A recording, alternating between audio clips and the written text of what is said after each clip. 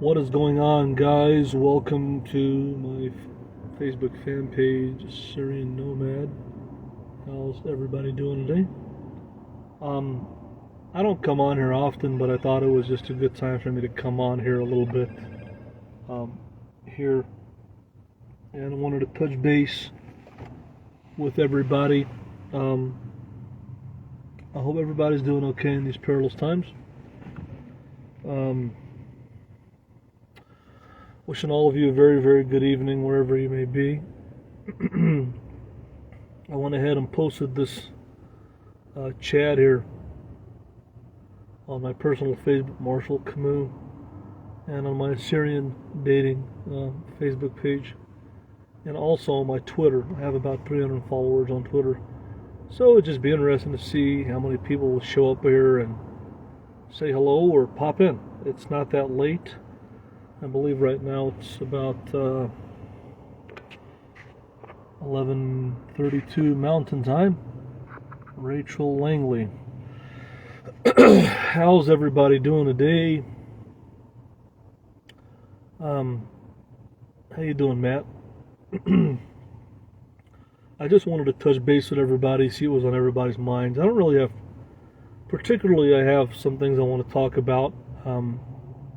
Once the population are to maximum people exposure, I'll get to my point. But how's everybody doing? How you doing, Brent? How you doing, Matt?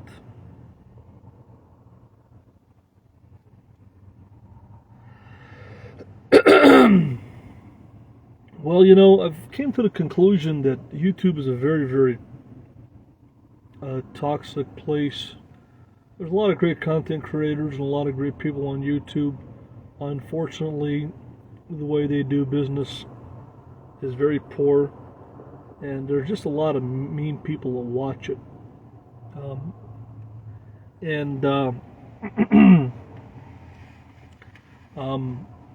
I'll look at it this way. I'm not here to dwell upon YouTube. I'm here to look at the future.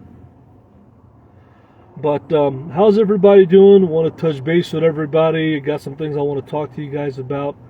A couple of life lessons that I've been learning turning at 40 years old. When you have, I don't know if you guys, sorry about that. Oh my gosh. I got, this mount finally broke. Sorry about that, guys. But my cell phone mount finally broke.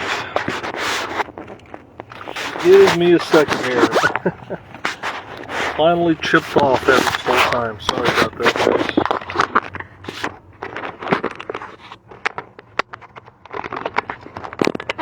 guys. Sorry about that. But let me put this right here. That's good. Finally, my cell phone mount broke from Walmart. They don't last forever. But I can still kind of use it. So give me a second. Let me acclimate the deal there. Let's see here. This is still going to work. There we go. Anyways, guys, how's everybody doing? Sorry about that. But finally, my cell phone mount broke here. After this whole time, they don't last forever. The gooseneck on there wears out, and then they give way. So it is what it is. I'll have to get a new cell phone mount anyway. They don't last forever. They chip off. How's my audio? Can everybody hear me? Give me a 69. Sorry about that, guys. If you can hear me and see me, please press the number 69. See a little bit of a... I see the chats went quiet. How you doing? Thank you, Brent. I appreciate it. So anyways, guys, I just want to touch base with everybody. I hope everybody's doing okay. How's my audio? Sorry about that. Like I said, my cell phone mount finally gave way.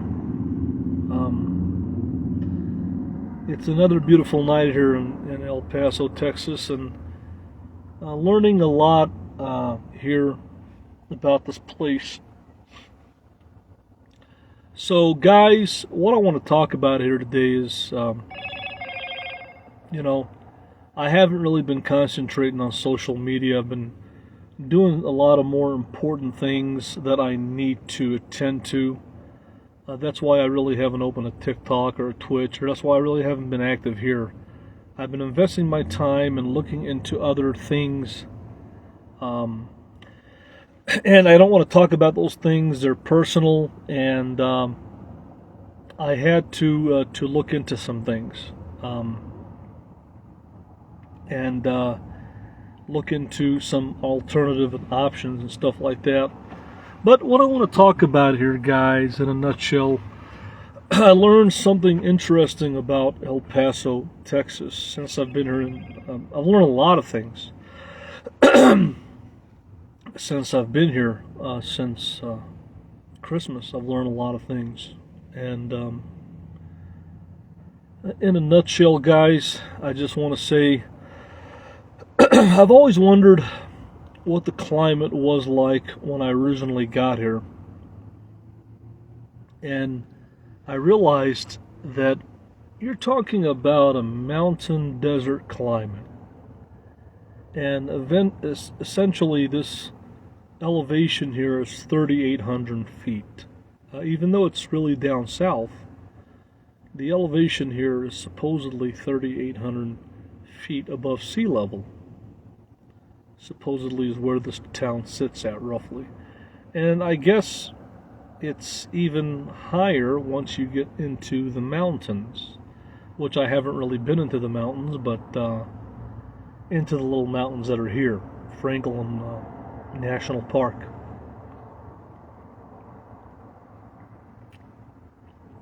But to put it in a nutshell, guys, I've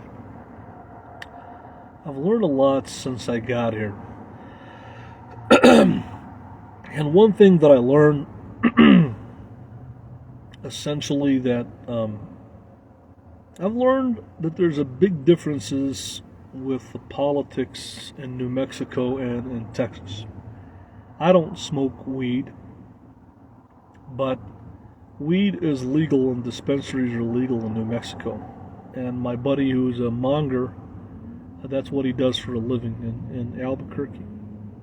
And Texas is seemed like a conservative state, and a lot of people here in El Paso obviously are Latino origin, Hispanic origin, and a lot of them, I think, tend to be liberals and towards the Democratic side of things. And to put it in a nutshell, ladies and gentlemen, there's a lot of things about Texas that I've learned since I've been here. A lot of things about New Mexico I've learned since I've been here. New Mexico seems to be a state that leans more to the left. And they, in a nutshell, they, as far as I know, dispensaries are legal in New Mexico. Now, I haven't delved deep more into it as to how you get marijuana or if it's medical. I just know that it's legal there. And I've seen a lot of mongers come from the state of New Mexico and patronize a lot of these erotic massage parlors in Ciudad Juarez, which I think is kind of unique, that you see a lot of these people from New Mexico. So from what I've seen here, there's a lot of mongers in New Mexico that come down to Ciudad Juarez. People in New Mexico seem to be more left-leaning liberal. There's a lot more, I guess, New Mexican culture, and I don't know if it's mixed in with Native American culture or American culture, where they have their own unique type of cuisine. And they're known for the famous Hatch green chilies. Now, like I said, there's a distinct differences between New Mexico and Texas. Learning more and more and more. From what I've seen in the past, Gallup, New Mexico is a very rough town. Route 66 goes through there. There's a lot of Native Americans that are really rough around the edges. Rough crowd. In Albuquerque, from when I went there, I've seen armed security guards at the hotels, and very level of danger in Albuquerque, and it's a very, very mysterious city where it lies down in the canyon. When you come down I-40, you see it in the canyon, like you're looking down into hell, into the pits of hell. And there's area in Albuquerque known as the War Zone. I haven't been there, but I heard it's pretty bad. I got a very, very bad vibe from Albuquerque, Mexico. As you guys know, I have one of my fans, Chris. He lives up in Santa Fe. And I think that's where more of the artsy, fartsy crowd is at, and the old money and the white people in Santa Fe. I haven't been up there, but I know it's supposed to be a pretty wealthy community. And also in New Mexico, you have towns like Tucumari, New Mexico, which are left mostly in ruins, and a lot of deserted businesses, and then a lot of old-time places that take you back in time on Route 66. So New Mexico is a very mysterious place, and I get just a very weird vibe from New Mexico all in all. It's definitely different. El Paso, in one way, you have a lot of conservative families here, but they also leave politically left-leaning. But religiously, they lean to the right. So I would imagine that it's mostly probably a Democratic city, but I could be wrong. The politics of Texas, from what I've seen and experienced here, is definitely leaning to the right. And that's what explains why here in the greater El Paso area, you really don't see a lot of, for the size of the city that it is, you don't see a lot of homeless people, you don't see a lot of nomads.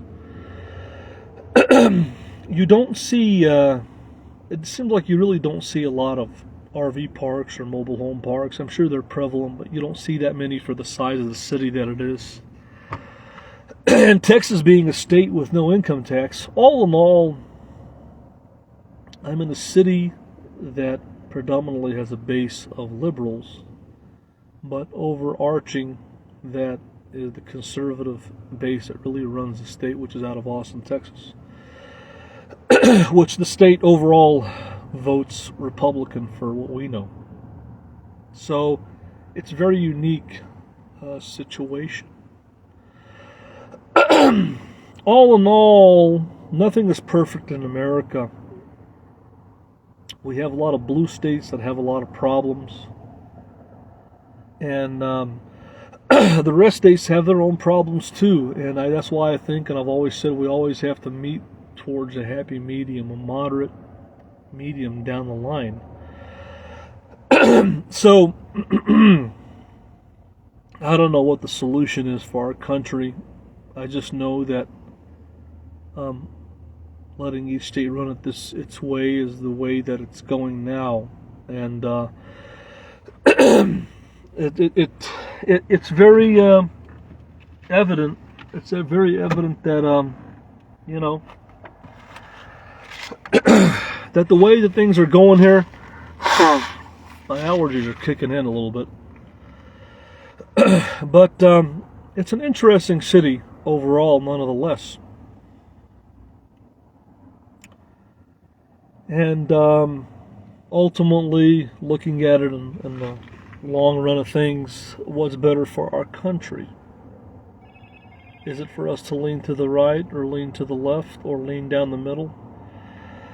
I think we all have to start thinking in a way where it's what's best for the country, not necessarily what's best for us or our state or our political beliefs.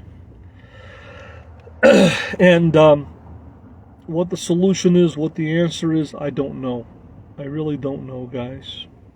I really don't know. The bottom line is the people that run the world, and the rich, and the corporations, and the governments, they're the monopoly that run the game. And that's one side of the equation. The corporations, the government, big tech.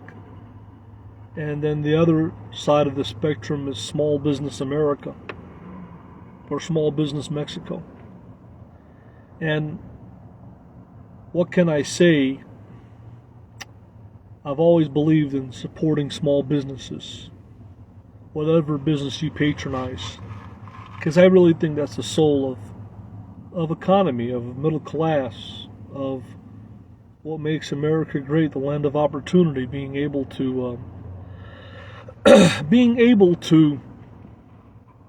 patronize a business that is run by a small family run, where you get treated better, where you get better quality, and where in the long run it's helping to support a microeconomy instead of the corporations. Now what we have a lot of people that own franchises of corporations: McDonald's, Dunkin' Donuts, 7-Eleven, etc., etc. But what I'm here to tell you guys wholeheartedly, please go out there and support your small businesses. It makes me feel good when I support a small business and be able to bring back to the community income. So now I'm here to tell you guys just a simple thing that I just want to stress. I'm 40 years old now, and I've pretty much lived half my life. And I just want to say that the van life has been fun. I can't believe I've done it so long. I can't believe that 16, 17, 18, 19, 20, 21, 22. I can't believe this August is going to be 7 years. But I just want to say, guys, I'm doing okay. I hope you guys are too. It's nice and cool right now. I don't know what else to say to you guys, but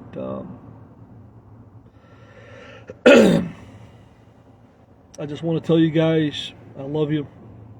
I hope you guys are doing good in these perilous times. Things are getting a little bit better, at least. Gas has went down a little bit. The prices of goods and services are still up. At least gas went down a little bit. I hope things turn around here in the world. Let's pray for world peace. I hope things turn around in Ukraine with the war. I hope things wind down over there. That terrible thing that's going on. And I hope things get better. I hope things get better for everybody.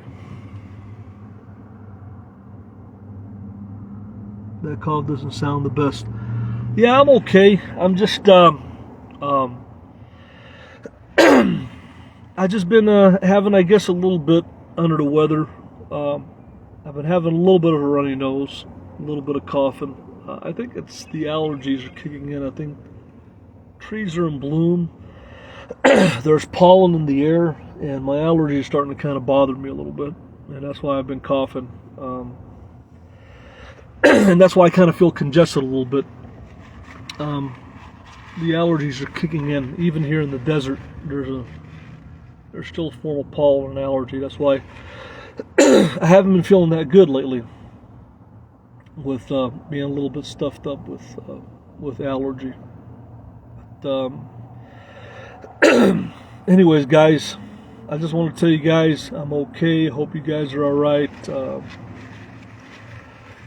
And I just wanted to say, in a nutshell, guys, what I've learned being 40 years old, learned that I lived pretty much half my life.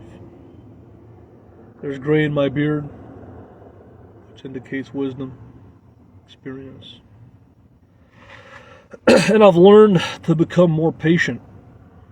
As I reach 40 years old here, I've learned to become more patient.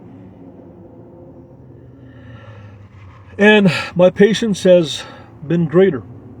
And I've learned to be able to put myself in situations where I'm more comfortable, where I'm more prepared, where I'm more responsible, where I'm more focused. And that's a good thing. That's a good thing. I think that overall, I think that things are going to get better, guys. I think they are. I hope they are. But I just want to tell you guys, from the bottom of my heart, coming back home to Chicago, it's kind of up in the air. I right now, I got some very important things to see to here for the next week or two, and from there, I'm going to figure out what I'm going to do. I'll probably be heading back home to Chicago. But it's all up in the air, you know. It's all up in the air.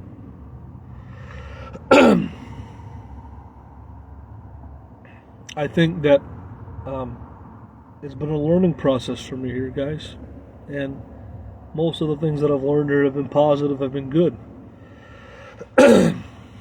And even though I don't really have much to talk about, you know, I just wanted to touch base with you guys. Let you guys know I'm doing all right.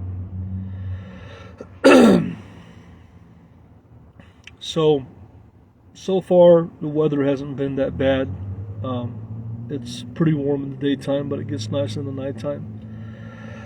And from what I've been told, the monsoon and hot season here really doesn't start until May 28th. So I think there's a monsoon season where there's humidity and heater, from what I've been told, and it lasts from about May 28th to the end of September. So no, I'm not having any vehicle trouble. My vehicle is running fine.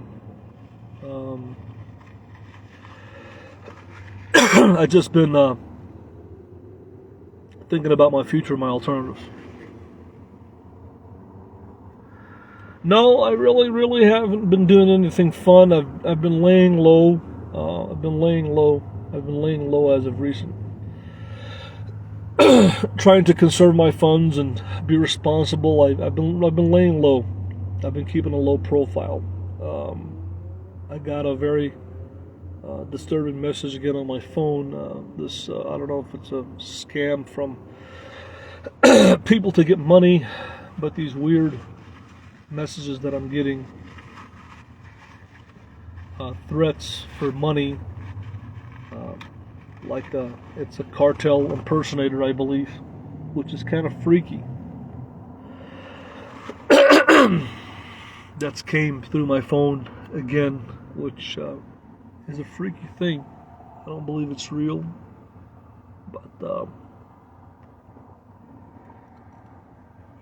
stuff like that didn't happen until I got here and my phone got circulated with, I guess, an underground bunch.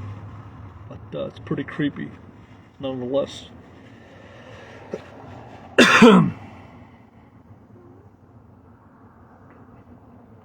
No, I've been doing okay. It's just that I think the pollen has been getting to me here. Like I said, I've been kind of dizzy, and I've been kind of stuffed up. I just have a cough. I don't really have much of a nose, but it feels like I'm just kind of dizzy and congested. A little bit. So I think the trees are in bloom and there's a certain grade of pollen going around.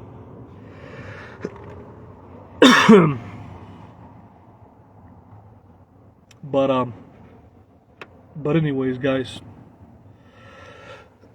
all in all, you know,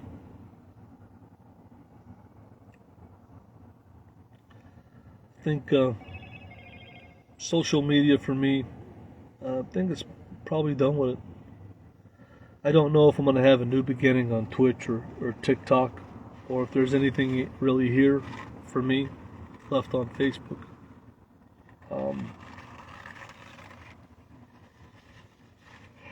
I think at this point, really, to be honest with you, the way that I see social media is just a way to keep in contact with people.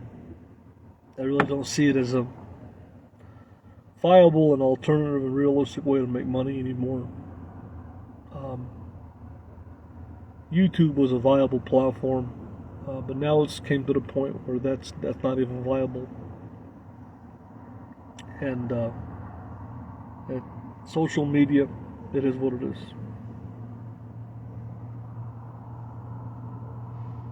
No, I'm not down. I'm not down. I've been putting a lot of my energy into a lot of other stuff.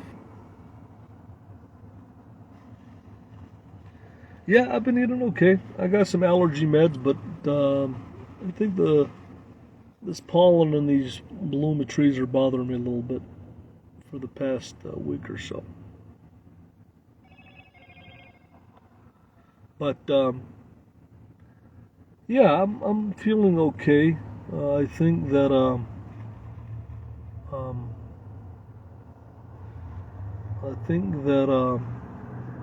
overall I'm feeling okay, just a little bit of the pollen. But I did want to get on some sort of social media. I thought I'd give Twitch a try, TikTok or Instagram. Been talking about it, really never went through with it. I guess I just have to take a gander at it, but I'm not really prioritizing that. I think for the next week or so, week or two, I'm going to be concentrating on other things. And popping on here is just touching base with those that come on here and watch. And I don't care about the numbers. It's not about the numbers or money for me anymore. It's just about staying in contact with people.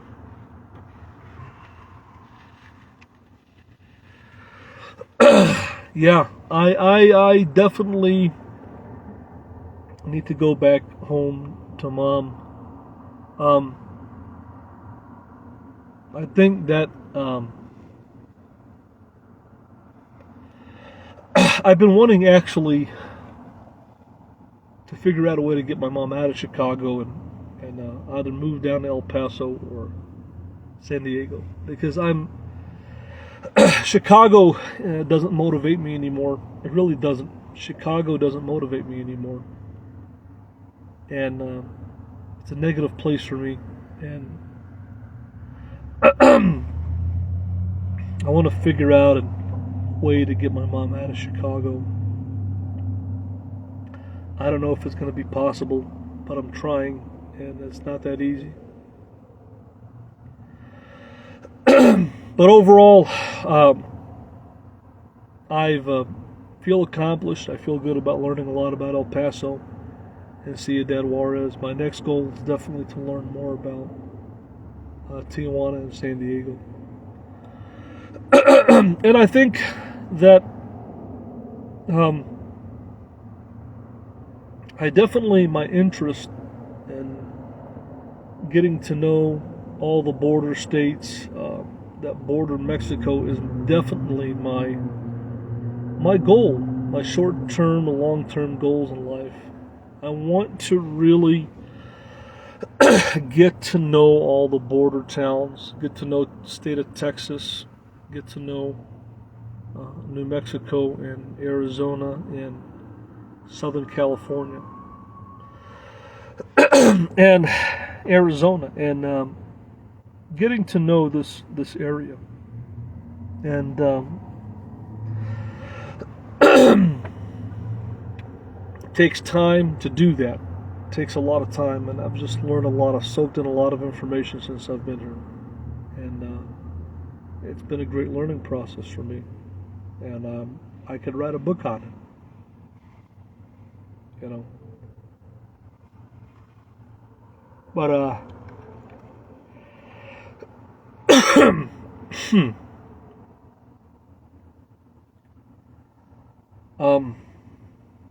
think God will make a way for me, make a path.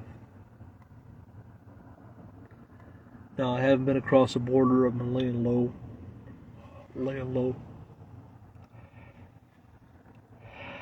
But I gotta let you guys know that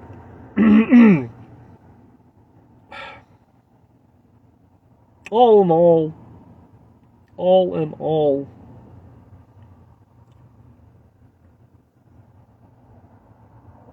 I think that I have exceeded my expectations of learning about things here.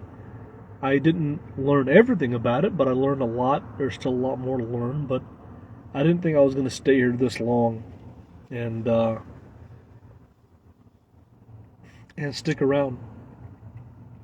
But actually, by doing that now, it's actually paying off in dividends. I'm not going to explain how, but it has. By spending over 3 months here, it's paying off now to a certain degree.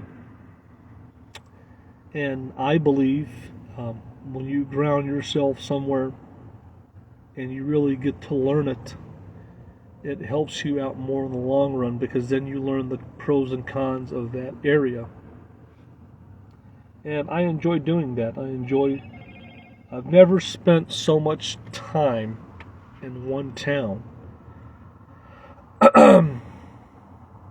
besides pretty much Tampa, Florida. I would say Tampa is the only other place that I've spent more time in than here over the years. And all those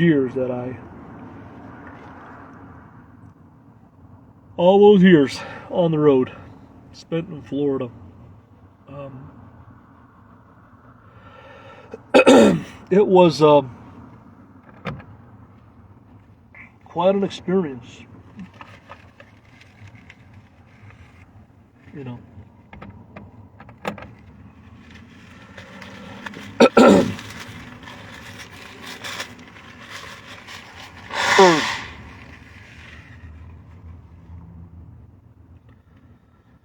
But guys, life is about trial and error. Trial and error, trying different things out. And it's like anything in the world. I think variety is the spice of life. If I can date, see as many Mexican women as I can, and experience variety, that's the healthiest thing to do. Experiencing a variety of women, of cuisines, of geography.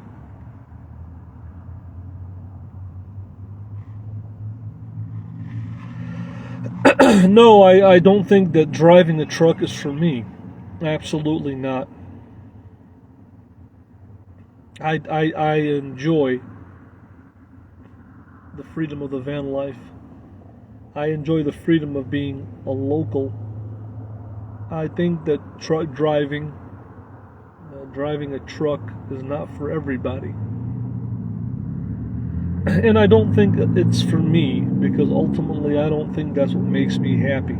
Driving doesn't make me happy. What makes me happy is travel, exploring, getting together with the locals, and being a local. People mistake nomadic life and say, well, if you like nomadic life, you'd like truck driving. I think it's two different things. I think being a traveler and being a monger and being a foodie and being an RVer is vastly different than being a trucker. I think being a trucker is not, they say it's a lifestyle, it's a job. It's a job that translates into a lifestyle where you're driving a lot. You're traveling a lot, yes, but you're not really seeing a lot, quote unquote. What do I mean by seeing? You're not able to experience the same things that a nomad in a camper van would be able to experience, unless you catch an Uber. And I think that the van life is great, the RV lifestyle is great, but it's getting to the point for me that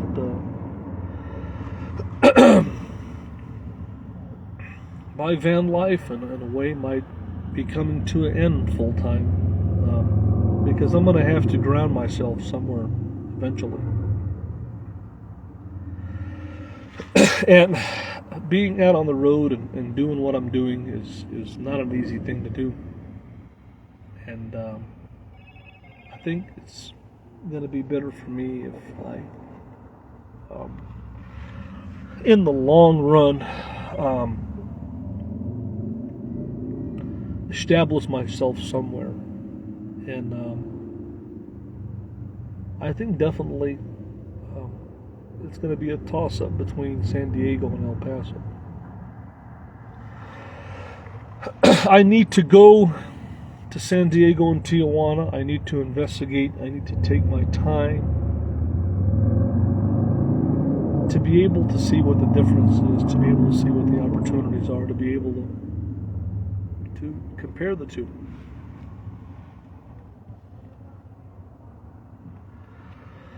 I don't know what you mean by the phone driving you crazy.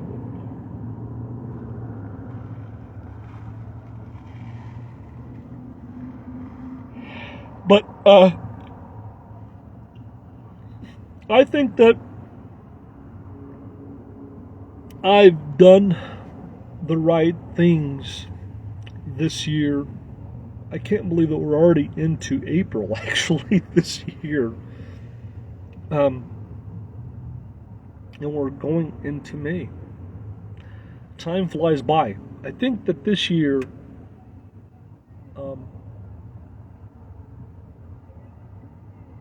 has been quite an interesting year for me. And I'm still on a good luck roll. My luck is still with me.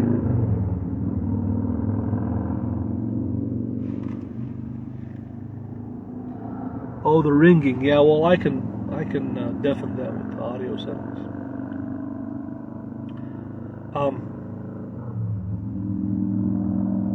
But overall, guys, like I said, I think it would be interesting to. I've talked to a lot of people here and there, and I'm starting to realize that there's a lot of people in New Mexico that I seem to have a lot in common with. A lot of them are mongers. A lot of them are, I'm not a left liberal guy, but I do lean to the left on some issues. And on some issues I lean to the right. I would consider myself a libertarian. I would consider myself a far left libertarian. I mean, I'm all for the Second Amendment, but I'm for the legalization of marijuana, even though I don't smoke marijuana. I'm for the legalization of adult entertainment. As far as universal health care goes, I really don't know where I stand on that. I think that Obamacare and the marketplace help things out. Because what was there before that, I don't know.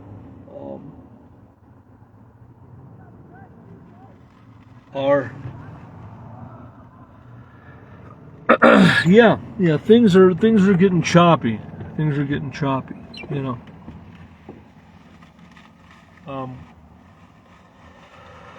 What can I say, folks? I think that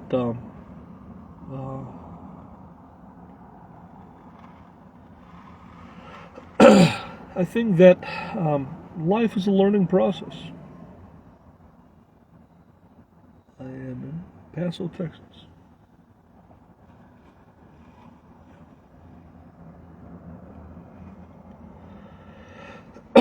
So, it has been a very interesting experience here for me. January was a pretty chilly, cold month here. There were some decent days. February, parts of it were chilly, parts of it were really nice. March was a beautiful month here. The weather was perfect in March. And here in April, there's been some really nice days, but on the warmer side. And I've learned ever since I went to San Diego in 2019. And when I went to Yuma, Arizona in 2019, there were days where obviously it was very hot in Yuma, Arizona. I'm in Morgan City, Louisiana, running the AC. Yeah. Yeah. Very humid in Louisiana. I lived in Arkansas, very humid. Very humid. I'm just amazed, because I know that it gets hot in Yuma, Arizona. And it does get humid in Yuma, Arizona. And it's not like that here. Now, I don't know what the weather like is in Yuma, Arizona now. But I judge here that the month of April, even until now, has been really comfortable in the nighttime. The humidity's not here.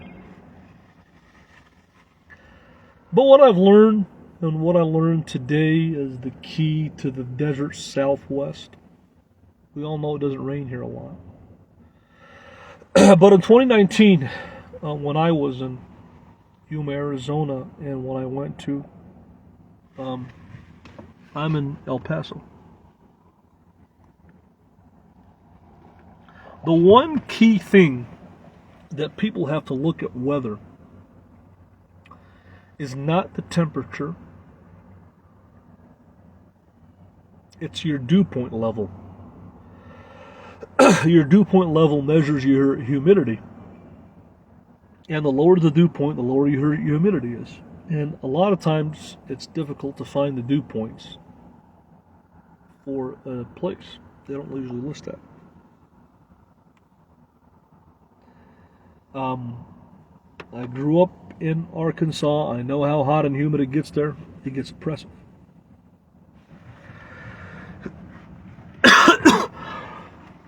Yeah, I got fuel here. It was $3.57 a gallon. I got it for 10 cents off at the Murphy app. I got it for $3.47, which is great because fuel in the San Diego area is about $5.57 and up a gallon. You're talking about $2 more a gallon. So the gas prices here are pretty good compared to a lot of places.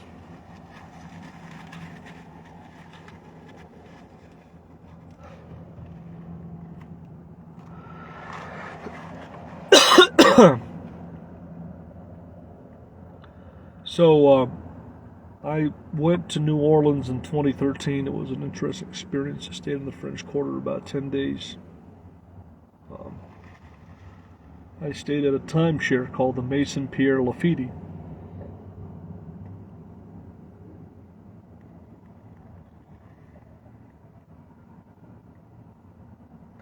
Well, Sam's Club, Costco, you got to have a Costco or Sam's Club card.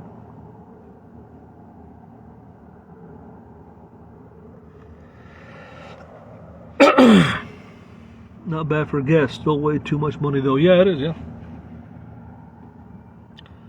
In I believe it was 2013, before I left my security job in Arkansas. It was August of 2013. I spent 10 days. It was before I became a YouTuber, and I wish I would have shared it on YouTube. But yeah, it should be under $3 a gallon. Yeah.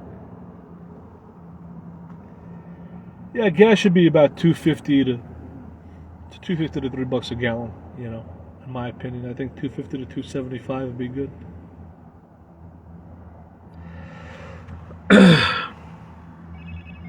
Yeah.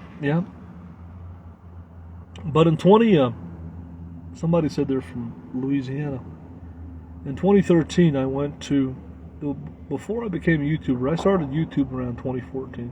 But, before I had a YouTube channel, I was working my security job, and I had a 10-day vacation to New Orleans, Louisiana. And I drove down there in my 2004 Buick Park Avenue. Beautiful car. Silver with silver leather. It wasn't supercharged, but it was a nice car. Silver on silver. And I was driving down to New Orleans, and I stayed at a timeshare. If you don't have card apps, it tends to turn it on. They usually do, since travel going to be hard. Yeah, probably.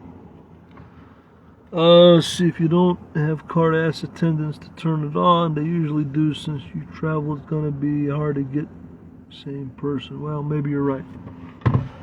But, I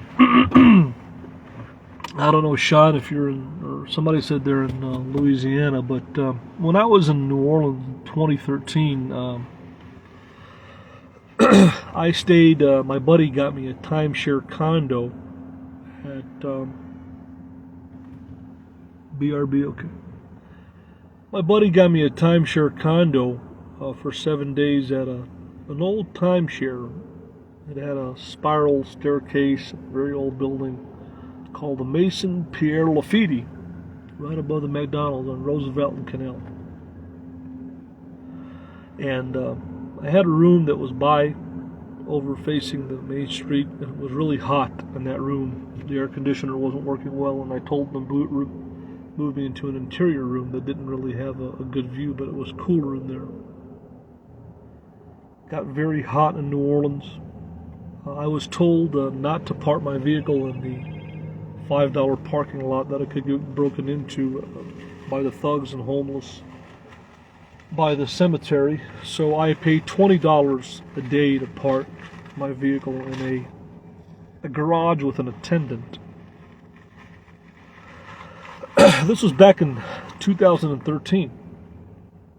And I noticed going to New Orleans, I noticed there was a lot of homeless people, a lot of African Americans. And every time you'd ask someone for directions or something, they would ask you for money. That made me feel very uncomfortable. And when I was walking to a Walgreens, there were some security officers and a lot of homeless people congregating on the sidewalks. I've never seen so many homeless people, even more homeless people per capita, than even Chicago. New Orleans is just ravaged with poverty and problems. You could smell the sewers in the streets and the garbage, and even though they would try to keep everything clean and clean up at night.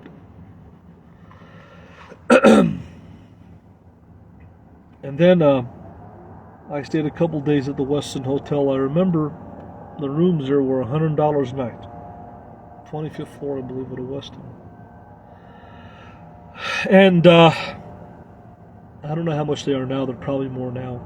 But the Westin Hotel was a very nice hotel to stay in. Very, very nice. And I really enjoyed myself going to the casino down there. They had a great buffet with Gulf shrimp, soft shell crab, crab legs. Just a wonderful buffet. And I think it was quite pricey, about $25 or something, but it was well worth it for the buffet there in New Orleans. Had some good memories of going to Cafe Beignet and having the beignets and coffee, going to Cafe Du Monde, eating the grilled oysters on toasted garlic bread at the Acme Oyster House. Walking around Bourbon Street and drinking the hurricane drink that tasted good but made me throw up. And I didn't drink after that. The hurricane drink is very, very good, but it makes you throw up. It made me throw up. It got me sick. And then admiring all the great music in New Orleans. All the musicians. You get up in the morning and you hear people play music on the street by the coffee shops. And walking down, I believe it was Decatur Street, where all the bars are at. A lot of great musicians, a lot of great bands. New Orleans is a wonderful city for music. wonderful city for food. The people in New Orleans were quite odd to me. I thought they were going to be friendlier. Wasn't necessarily the case. They're kind of reserved. And I thought they're supposed to be tourist friendly. And overall, I'm not saying that they're not, but I thought they would be a little more engaging. New Orleans is a very different city. It doesn't feel like the South. It's the only place in the South that doesn't really feel like the South, really.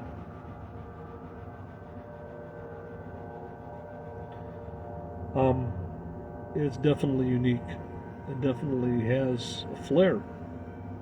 And I thoroughly enjoyed myself there. The time that I spent there. Give me a 69 if you guys can hear me. I know I have 6 people watching here. But it was quite an experience spending that period of time in New Orleans. New Orleans! They also abbreviate it and call it NOLA. NOLA. N-O-L-A. NOLA.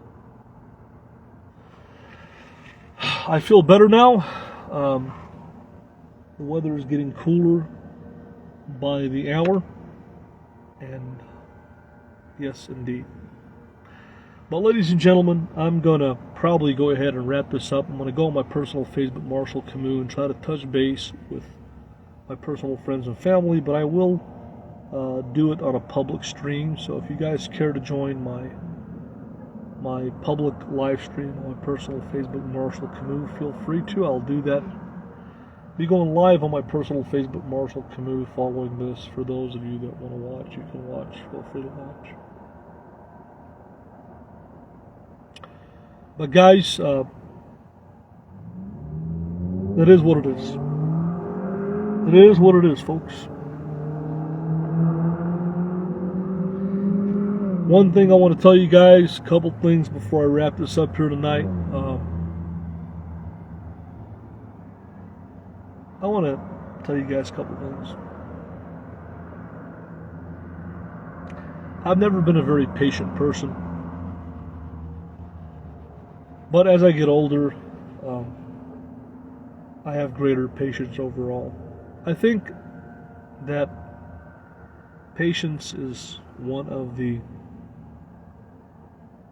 things that comes with wisdom and knowledge and experience and age.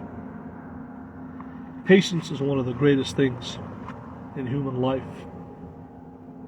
I think if people were more patient, it'd be a better world. It really would. But unfortunately, they're not. I think that being able to prepare your life and put yourself in a situation where you want to be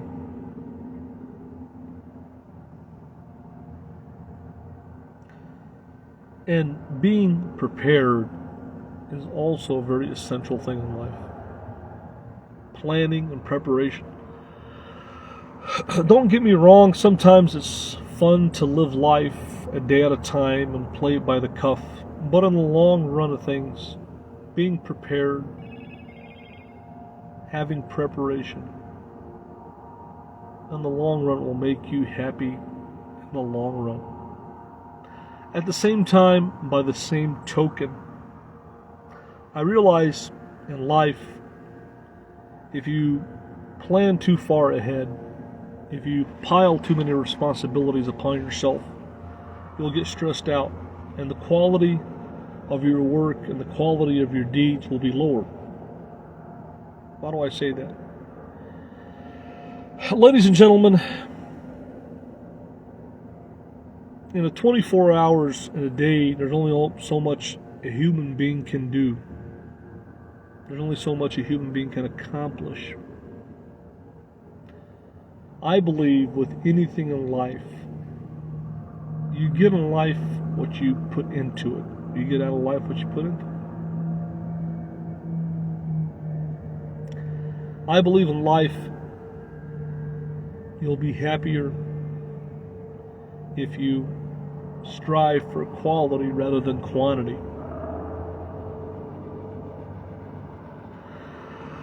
I believe that wholeheartedly, ladies and gentlemen.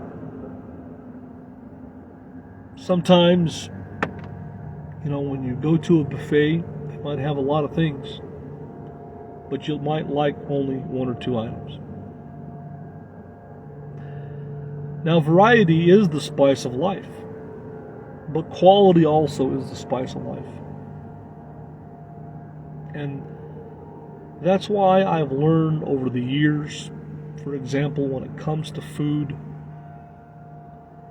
each restaurant, each business establishment specializes in a certain cuisine.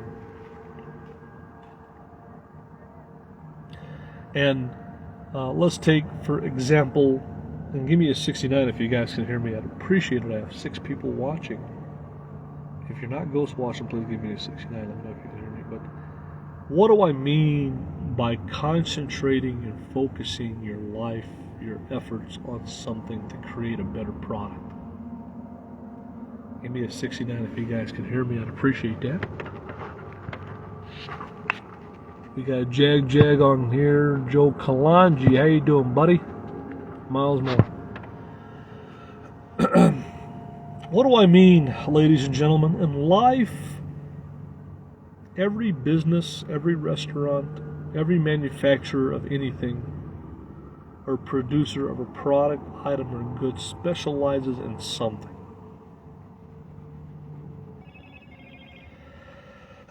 Let's take, for example, a dish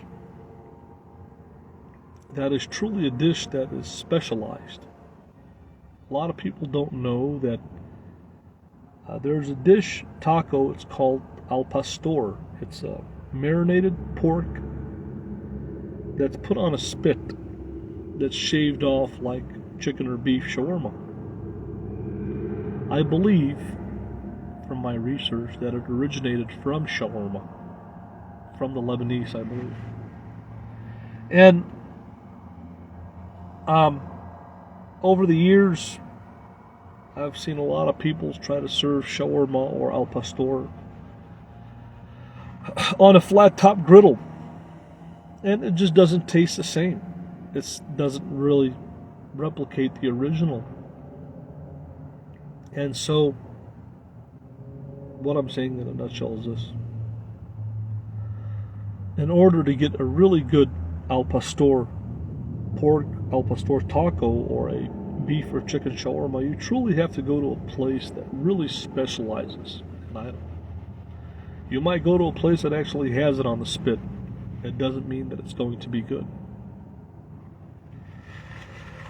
So all in all, what I've learned in life, each person, human being, company, restaurant specializes in something.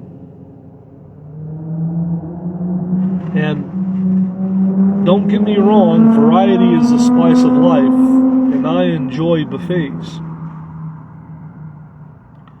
But the reality is, when you're looking for something in specific to tantalize your taste buds, more often than not, you're probably not going to find that on a buffet.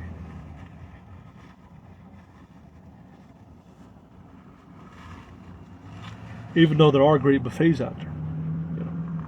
Don't get me wrong.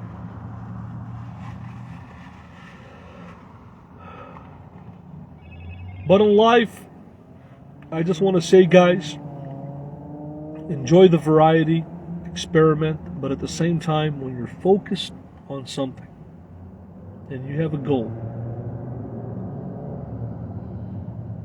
and you have an aspiration and dream, try your best to get to that goal.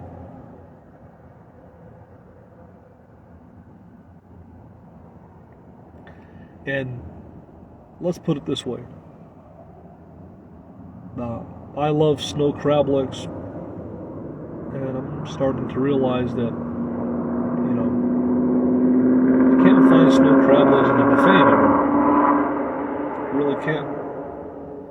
Now they're selling them by the pound at different businesses, and I know how many snow crab legs I can eat. And you put two and two together and you think about, wow, is it worth it to pay for snow crab legs by the pound? And some people do. I could end up spending more on snow crab legs.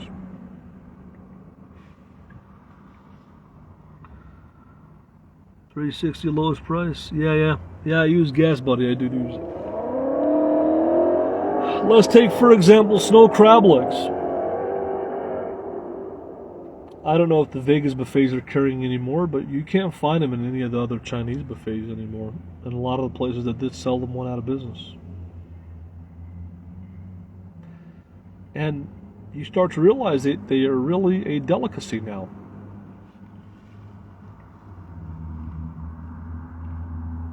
And I remember 20 years ago, 10 years ago, you could go to how you doing, Carla?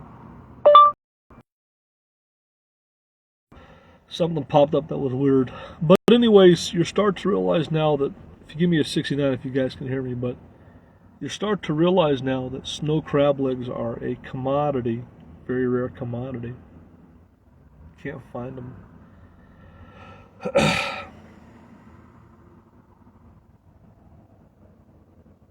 Love crabs, not gout. Well, when I used to eat crabs, my hands used to get all frozen up. And I don't know if it was because they oversalted the crabs or if they're just a high natural salt content in the crab. But I would eat a lot, and literally my hands would freeze up. And I knew that my blood pressure was going up to a dangerous level. And you could probably get a stroke, but again, is that because the crabs are oversalted? Is that because the other day I had a pound of jumbo shrimp, and I knocked out. I had to take a 2-3 hour nap. And then I realized that there's a high level of tryptophan, I believe, in shrimp, which is the same thing found in turkey, and it knocks you out, puts you to sleep. Allergic to seafood, especially shrimp? Really? I don't know. I've never really had a problem with shrimp or crabs, but the other day I just had to knock out. It put me to sleep. I didn't have an allergic reaction, but good feels like glass in your joints. Oh, really? Glass in your joints, yeah. But all in all, folks, crab legs are a rare commodity now. They put a lot of sodium sulfate inside shrimp when they separate. Hey, Stan, how you doing, brother? You still in Poland?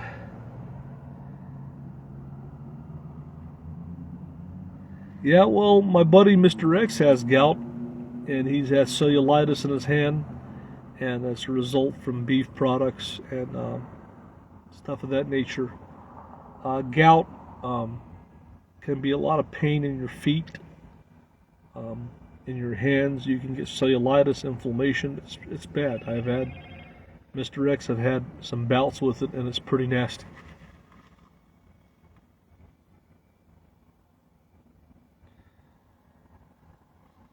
Oh, make sure you throw close up to air, yeah. But with the thing with shrimp, it's shrimp tastes good and it's high in protein, obviously, and it's got the tryptophan, and it's never really did that to me before. I've eaten shrimp before, but the other day I had a pound of jumbo shrimp, and man, I couldn't keep my eyes open. That thing knocked me out like wine, and I'm having a little bit of red stuff here. You can imagine and say it's Welch's or not. I don't know. Keep it up to your imagination.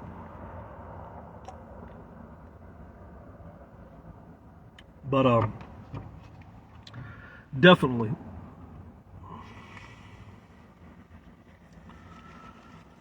you're going dumpster diving. All right, buddy. One of my greatest dumpster diving experiences It happened a long time ago.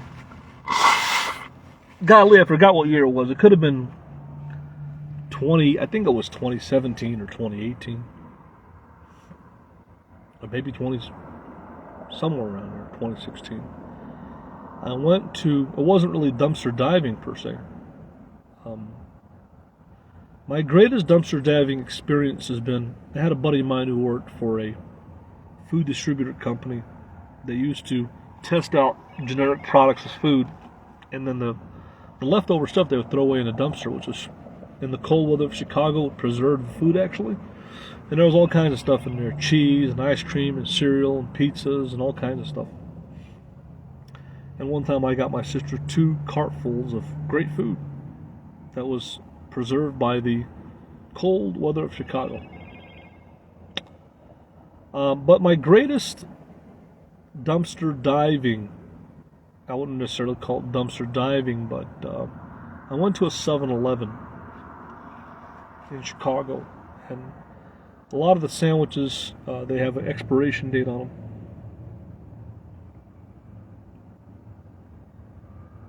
And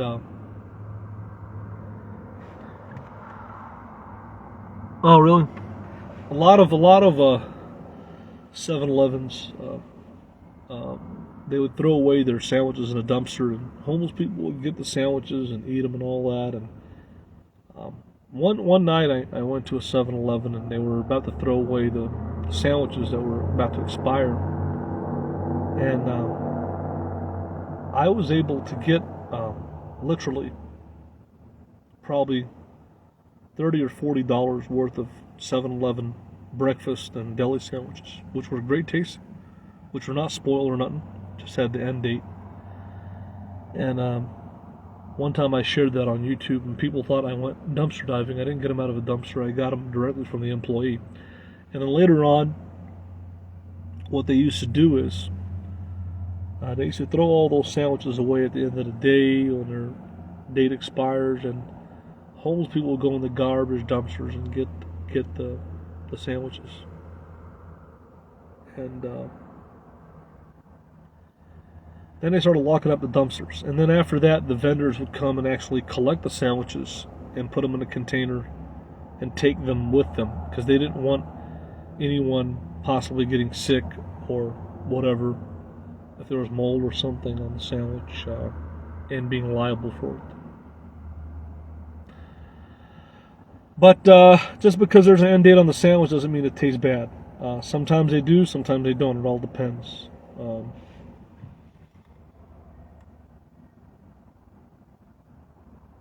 Yeah.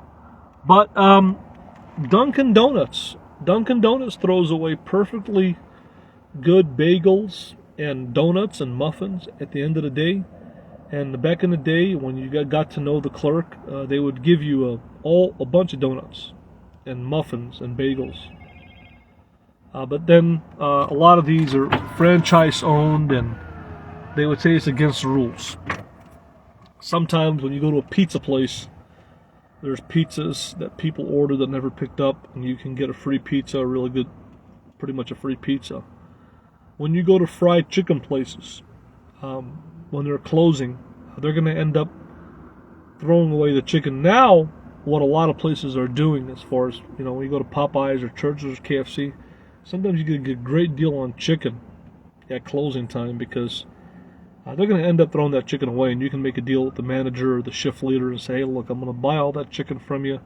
Give me a deal. And they usually give you a real good deal.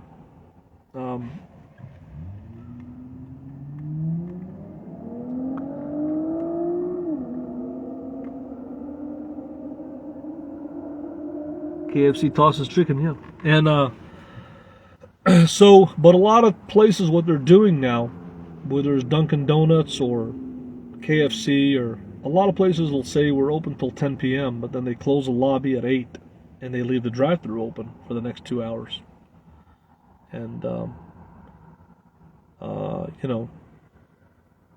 obviously they're not allowed to just give you the chicken. So you got to buy something, and they'll end up probably giving you, if you pay $5, you'll get probably $30 of chicken at closing time, whatever's left over. I've came to the conclusion with fried chicken places that Popeye's chicken is, I thought it was better than Kentucky Fried Chicken. For a while, Popeye's for a long time was much better than KFC. But KFC somehow revamped their recipe and got it back to how it used to taste back in the 80s and 90s. And now I believe, definitely, that Kentucky Fried Chicken is much better than Popeye's. I tried Church's Chicken, and the one thing that Church's Chicken is really good, believe it or not, you can get a chicken fried steak for $1 at Church's. And they fry it to order, and it's actually really good. The gravy that they have is not good. But the chicken fried steak itself at Church's Chicken for $1 is an amazing deal. It's a huge piece, and it's pretty good. I mean, it's not something good like you get at a real place that makes it from scratch, but it's pretty good. The biscuits at Church's, the honey glazed biscuits, are really good. They're much better than Popeyes, and they're better than KFC. So the biscuits at Church's, if you guys haven't had them, they're out of this world. And if you put a little extra honey on there, they're even better. Or put a little bit of room temperature butter. But they got awesome biscuits. Everyone knows that Red Lobster's got the best biscuits. I think they've got great cheddar biscuits. I haven't eaten Red Lobster in a long time, but you know.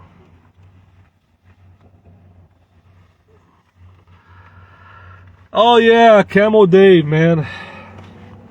Nice guy, man. Too bad he left us. Popeye's biscuits are garbage. Terrible biscuits. The fries, the seasoned fries of Popeyes are decent. The mashed potatoes and gravy are okay. But overall, for a long time, I thought Popeyes was much better than KFC. But after KFC, in the past, I would say 2-3 years, KFC has really brought their quality back. I don't know what they did. They brought their game back, and they regained their title as the best chicken. Nothing can beat KFC as far as chicken, you know, if it's done the right way. And KFC used to have an excellent all-you-can-eat buffet in some places, Arkansas.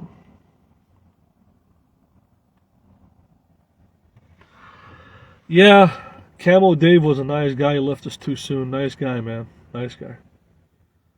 Nice guy. I got about 10 people watching. Weather's getting nice and cool now. Really, really is getting nice.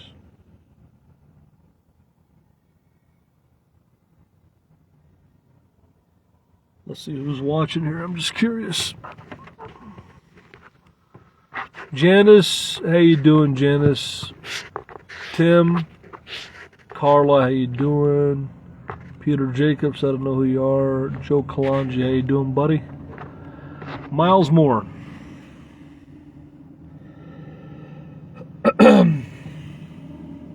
Yeah, it definitely is getting nice now. Very, very fortunate to be here in the desert Southwest compared to Florida. Death is like a thief in the night. You never know. You never know, you know. People die all the time of a heart attack and a stroke. You know, stuff like that, just sudden. In a way, if you think about it, if somebody dies of a hey, YouTube dude, how you doing, buddy? In a way, if you think about it, my dad died, I think, of a stroke or heart attack. And then they resuscitated him, and he was on that machine. It was terrible. And even though if you die of a heart attack or stroke, I think the suffering is, I'm thinking that the suffering is going to be minimal. I think that death is a part of life. It's natural. We're all going to die. Nobody wants to suffer. It's not safe. It's not fun to suffer.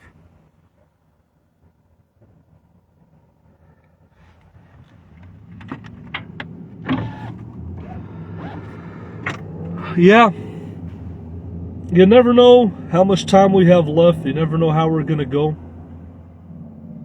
I just hope that when it's time for people to go, or when I go, or when anybody goes, don't suffer. That's not fun. We're all going to die. We're all just here temporarily. That's why we should make the best out of life. We should live our dreams, follow our passions and aspirations and blisses. Do what makes us happy. And then we're gone. That's why I stress to people and tell people, if you're not happy in your life, make a change. Make a change. And do what's best for you.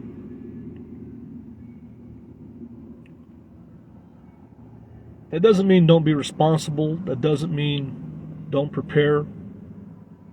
But have a happy medium in life. Be responsible, prepare, but at the same time, have your goals, have your life, your aspirations, follow your blisses and passions, and do what makes you happy at the same time. Have a happy medium. Work, but don't overwork yourself. Eat, but don't overeat.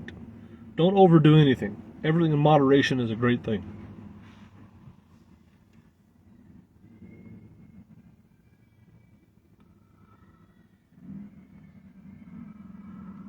Do you ever wonder why we're here or stuff in that nature? Well, if you think about it, if you really think about that question, it's a good question. Whether you believe in reincarnation or not, the bottom line is this. If we did live a prior life or existence, if we did have a soul and we inhabited this physical flesh body, were we asked to put here? Did we pick who we were going to be? Or were we just here? I've almost drowned in sea angels. Yeah, I've been the feeling of drowning and choking and suffocation and sleep paralysis and all that. I think in life there's predestination and there's free will. If you think about it, if you look at the way the whole world works,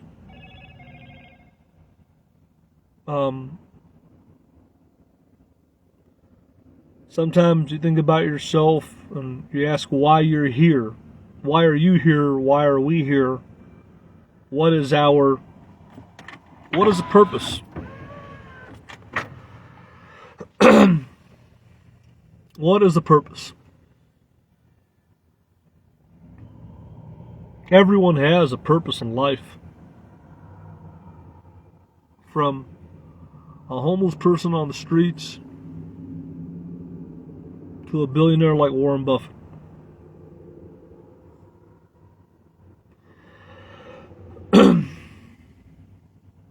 And everyone has a purpose. I believe everyone has a purpose. I think we have free will. And I think that some things are probably even predestined. In the end, ladies and gentlemen, most of us, nobody's going to remember us. Even somebody like me was famous on YouTube for a little bit. Eventually people are going to forget who I was or that I even existed. Unless you're really, really famous, right?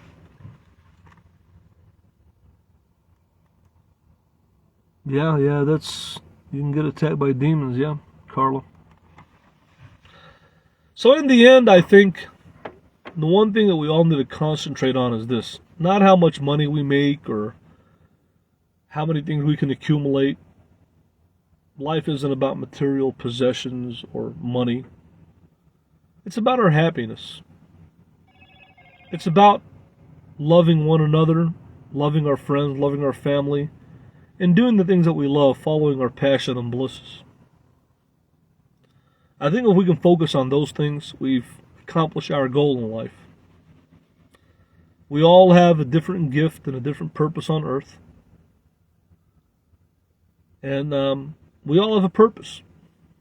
Don't think we don't. We all do. I think we all have to just make the best of what we have.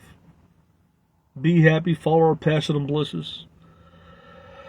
Give love to our loved ones, receive love from our loved ones, and just do what makes us happy. You know, and that's all I can say.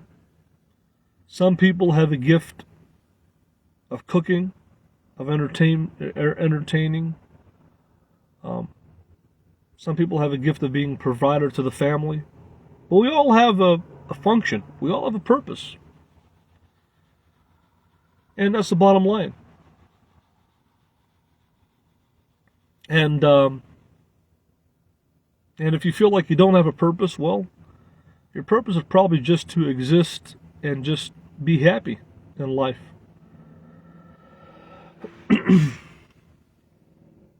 I mean, I'd take, for example, a person like me. I'm 40 years old. I'm not going to get married. I'm not going to have children. It's not for me. I just want to travel and be free and be happy. I don't want to bring children on this earth and put them through poverty and not be able to provide for them. I never wanted to be in that type of environment. My dad wasn't a rich guy. He was a hard-working guy. And when I wanted something or a toy, he'd buy it for me. But some other people aren't as fortunate. I would never want to put my children through that. I think having children is one of the greatest things in life. But at the same time, if you can't take care of them, don't have them. And that's always been my motto. I look at life as, the simple things. Be productive, be happy, follow your passions and blisses, and create lasting, loving bonds and relationships with your family, with your friends, with people that you enjoy being around. And just do the things that you enjoy. As long as you're not hurting anybody, as long as you're not being negative, everybody should live their lives the way they see fit.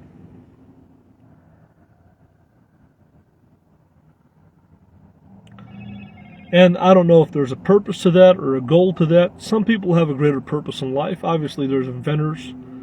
There's people that are in medicine. There's scientists. There's a lot of important people in the world that are all going to have a different impact in the world. We all have a different impact and purpose, Sometimes our purpose or our energy can only go so far. And that's the bottom line.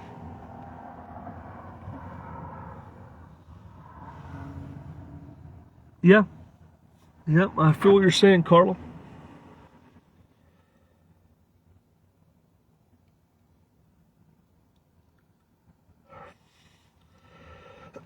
So, that's the way that I see life, Follow the good book. I'm not a very religious person, but, do unto others as you treat others well, they'll treat you well. Kill people with kindness.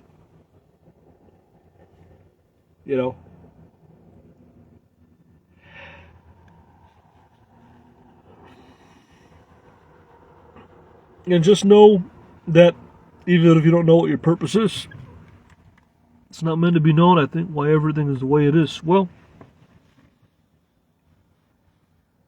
I think sometimes you got to go with the flow of things, You got to go with the flow of things. The universe, God, the powers that be will talk to you. Sometimes when things don't go your way, maybe they weren't meant to be. And the only way that you know is if you try. A lot of times in life, more often we fail than we succeed. I believe getting this van was the will of God for me. This was the right van for me. It's lasted me a long time. It's still on the road. It probably wasn't the exact van that I wanted, But this is what the universe gave me: my will, my determination, my efforts, and my luck, and my chance. You know the old saying in life, you don't always get what you want, but we all need to have what we need.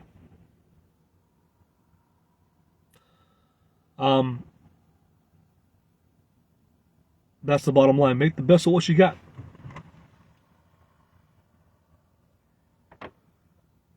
Oh, it croaked. Okay, yeah.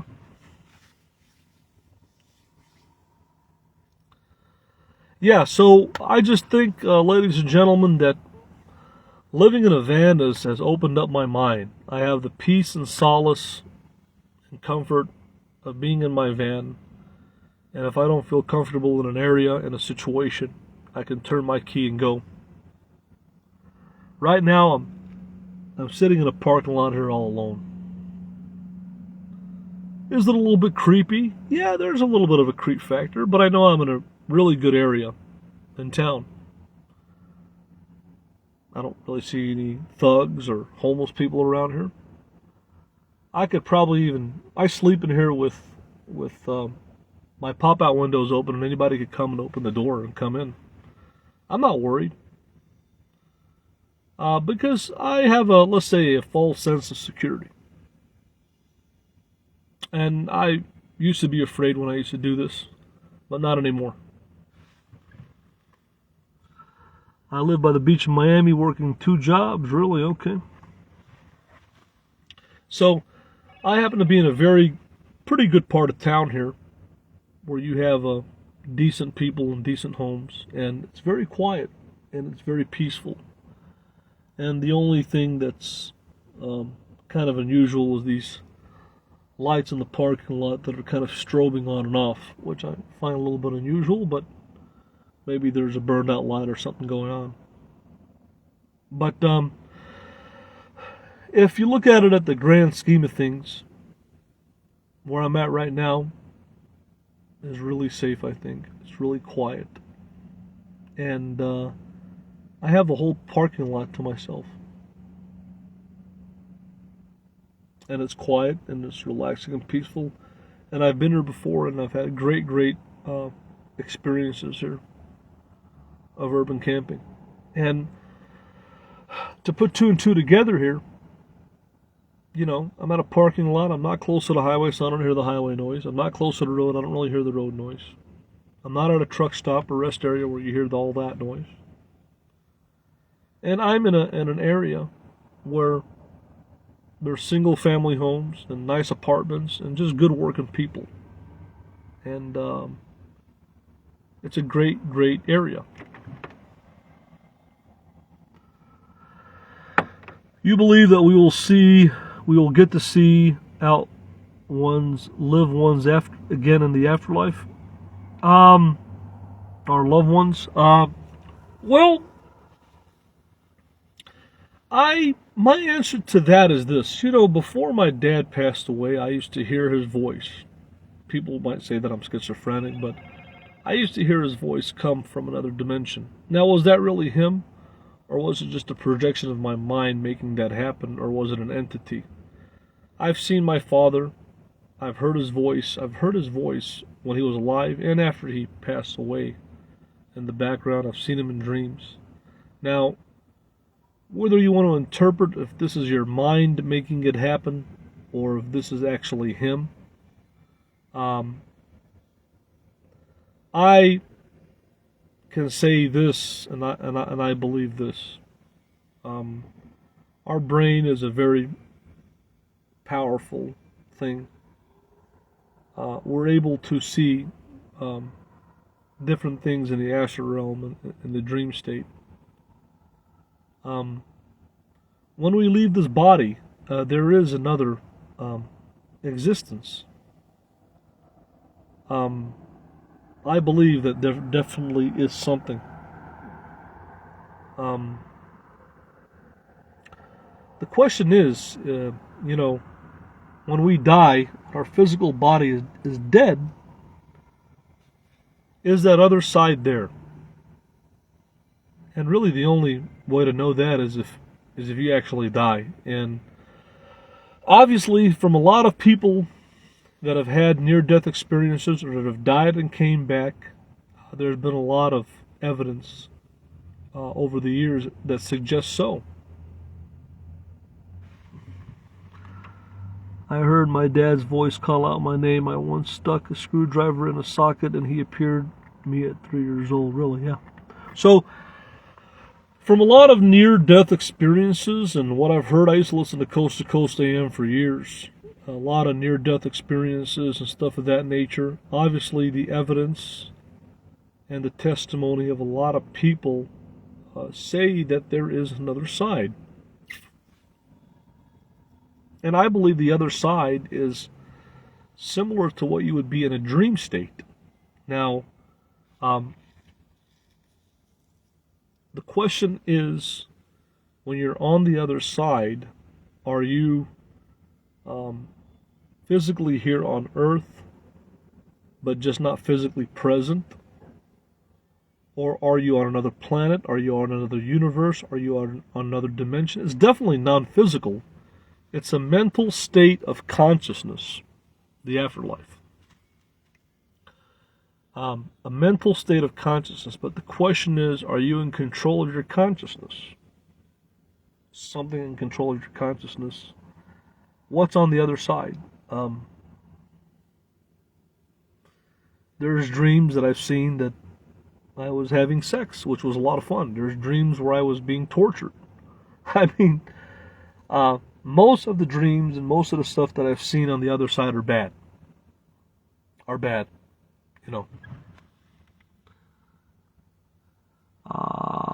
I think our body gives up our spirit. Do you think we will know that we pass on? Just interested to hear different people opinions. Thanks.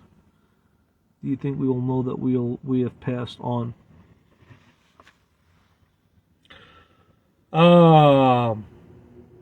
Sometimes you really don't know, because sometimes you're in a dream state and you don't think you're in a dream. I think shedding the physical body, I've had physical torture in the dream state. They say that there's no pain in the dream state. I have had, physical torture in the dream state. And one time my nephew told me a very freaky story about me, which was hard to believe, but I was in an apartment with my family, and my sister wasn't paying the rent to this Greek landlord, and the Greek landlord's wife put a curse on all of us. We had a hard time breathing in the apartment. It was a Greek curse on us. And put it in a nutshell, I was paying my sister actually $400 a month to live there, even though my sister wasn't paying the rent, and they got into it with the landlord. And I was renting a porch room, and I put up some newspapers to block the sun out, and the landlord was ticked off about that and asked why I didn't buy curtains or whatever. I was actually paying my sister, this was before I got into van life in 2010, paid her like $375 a month to rent a room. And I was in a demonic dream state, and my nephew told me that he saw my body. I don't think I was necessarily levitating, but I was sitting on the bed like a Native American sit on the floor with their feet crossed. And he said that my face was being stretched in very weird ways, and my face was being tortured, and my whole face was looking different and looking like it was being stretched to the max, and I was looking demonic. And somehow he said that, I don't know if it was part of a vision or aura where I had Native American chief head, like the feathers and all that. There's something demonic going on. And then I was making these weird noises. Maybe I was levitating, I don't know. and then I came back into my body. Now,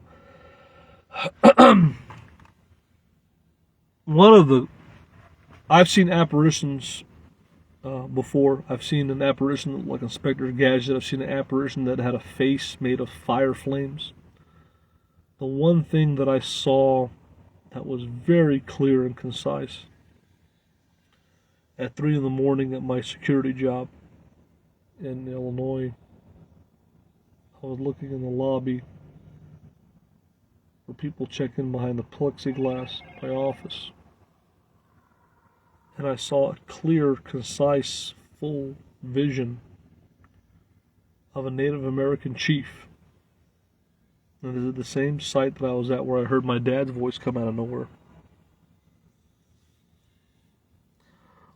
I don't think it was my dad's voice, it was another entity's voice. And that really made a believer out of me that there's got to be something on the other side. When you see a full body apparition, and give me a 69 if you guys can hear me, at 3 in the morning of a Native American chief, when you hear a voice coming out of nowhere, yeah, definitely. When you see, when you're experiencing sleep paralysis and you see a vision of a cartoon character, Inspector Gadget, or a face with flames, when you feel like you're being choked, when you feel like you're having sex in a dream, or you're being tortured,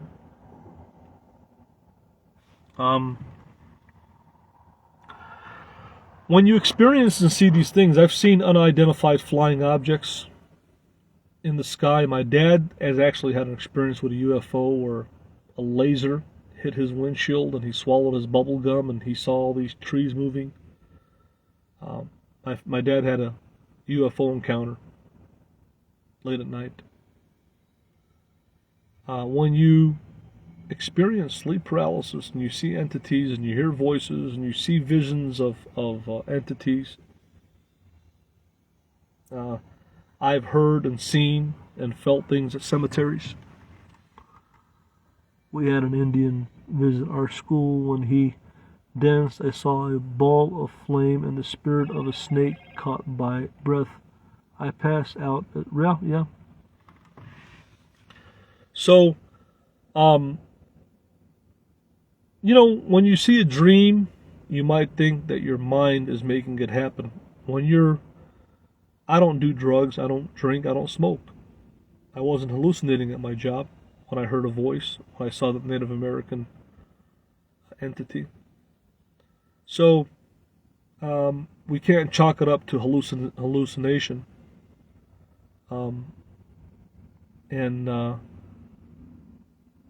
I think that our brains are like a receptor or like an antenna to entities. And I've been in cemeteries, and I've seen shadow people. I've felt cold and dark energy. I've heard voices. I've seen orbs. So, yes, there is definitely something that's beyond physical. That's beyond physical, You dream what you fear, yeah. I've seen a lot of most of the stuff that you see in the dream state is bad. My favorite dream is when I'm having sex with an entity. And you wake up with a heart-on. Has anybody ever had... I never really had a wet dream. I really never had... People have said they've had wet dreams. I've never had a wet dream, but I've had a dream where I've woken up with an erection and that I was having sex in the dream. Those are my favorite dreams, actually. Those, or when I see my dad or my grandparent or some loved one in the dream. Sometimes when I see a loved one in the dream, they're suffering or it's not a good dream. Most dreams are not good. Most dreams that I have are not good. They're negative, they're bad, they're not good. So, and I wish if I had a dream every night where I'm having sex. Those are my favorite dreams. Has anybody ever had a dream where you're having sex? Yeah, I've had some great sexual dreams. I mean, those are my favorite dreams. If I could have a dream every night where I'm having sex, I got a mate.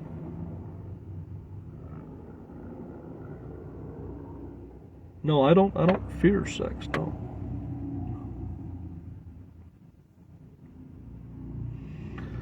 So yeah, I mean, it is what it is.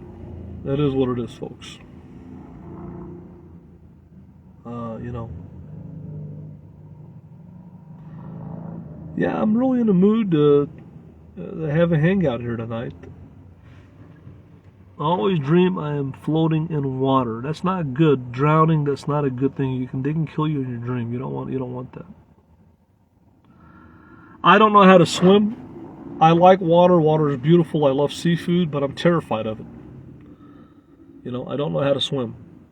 I'm terrified of mountains. Mountains are scary, but they're beautiful. And water, I don't know how to swim, so I love water. I just don't want to be in the water. I don't want to be in a boat in the water. Because I don't know how to swim. So I prefer not being over water. I don't like going over bridges. I don't like being over bridges. I don't like to have anything to be exposed to water. I think I'm more afraid of water than the air. I mean, if I'm in an airplane, I feel safer than, say, driving over the bridge and thinking that bridge is going to collapse and I'm going to go in the water, you know.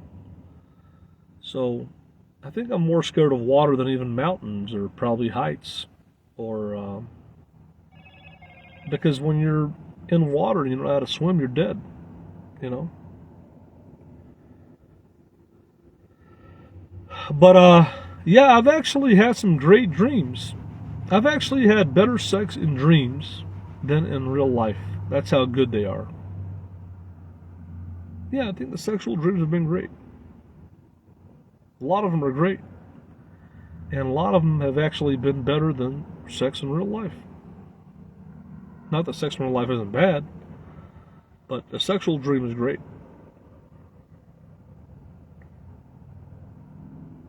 Very cool.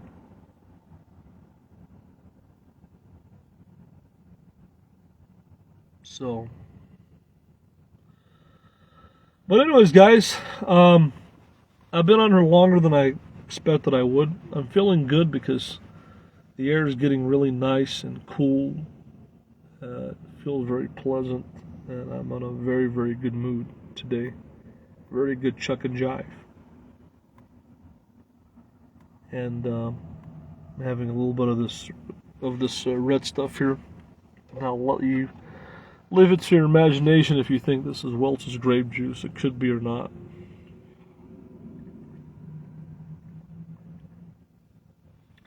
Do you know the women in your dreams that you're having it with? Yeah, well, the other day I had a dream. I was having foreplay, or I was looking at a naked girl that was my 21-year-old Assyrian girlfriend named Mary, who I lost my virginity to at 21 years old. Oh my gosh, Mary was a beautiful Assyrian girl. She had big almond-shaped green eyes, curly brown hair, crystal clear white skin, 5'8", 135, pink nips, and about a 36, I think it was a 36 D or something. And oh my gosh, the other day I had a dream of her. We weren't necessarily having sex, but I was looking at her nude, and I woke up with a heart on. That was great. It was great. No, it was erotic. It was taboo, you know. And I still got a thing for that girl, man. You know, I still have a thing for that girl. You never forget your first love, or the person you lost your virginity with. And yeah, she'll always have a special place in my heart. And I still love her, and I would die at the chance of I don't know if getting back to her, but just having a fling, I guess. But I always have a special place in my heart for my exes, her, and the black girl I dated, and the other girl in Arkansas. I don't know. I always have a special in my heart for women that I've loved before. When you truly love somebody, it's a special feeling, and that bond is never broken. You'll always love that person, you know.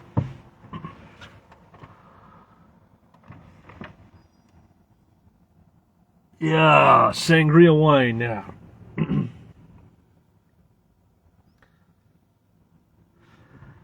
How old was you when you lost your virginity? Well, I was 21 years old, man. 21. 21 years old, man. Yeah, 21 years old. Yeah, that's how old I was when I lost my virginity. 21 years old. I was a very shy young man growing up. I didn't have the courage to go up to girls when I was in high school. Um, I was very shy. Now I was shy to go up to girls, but I wasn't shy as far as being a showboat.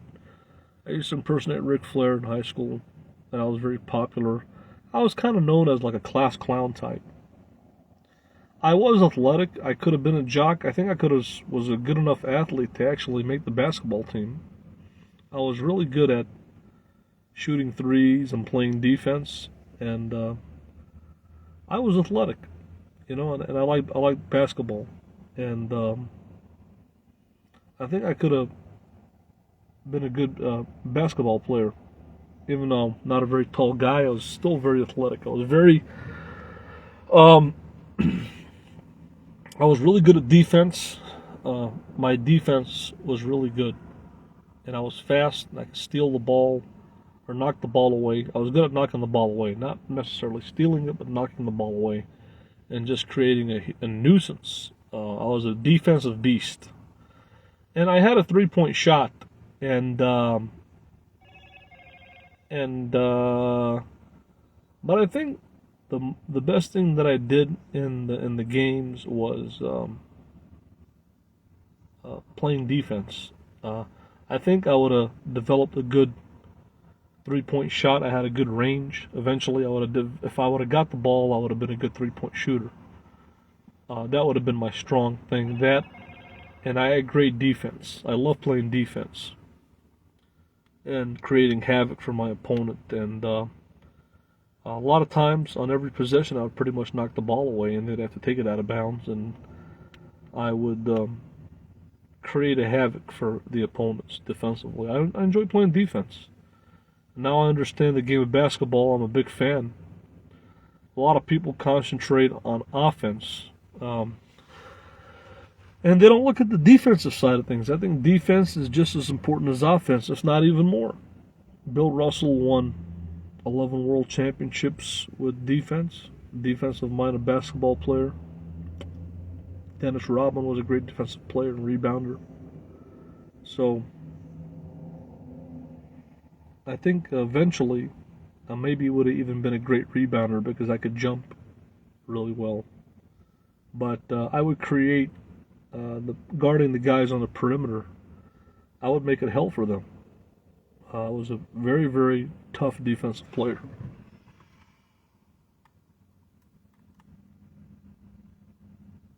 I could shoot a ball in half court too. Yeah, I think that I would eventually became a really good three. I had a really good range for the shooting the threes, and I would really have a strong hand in shooting threes, and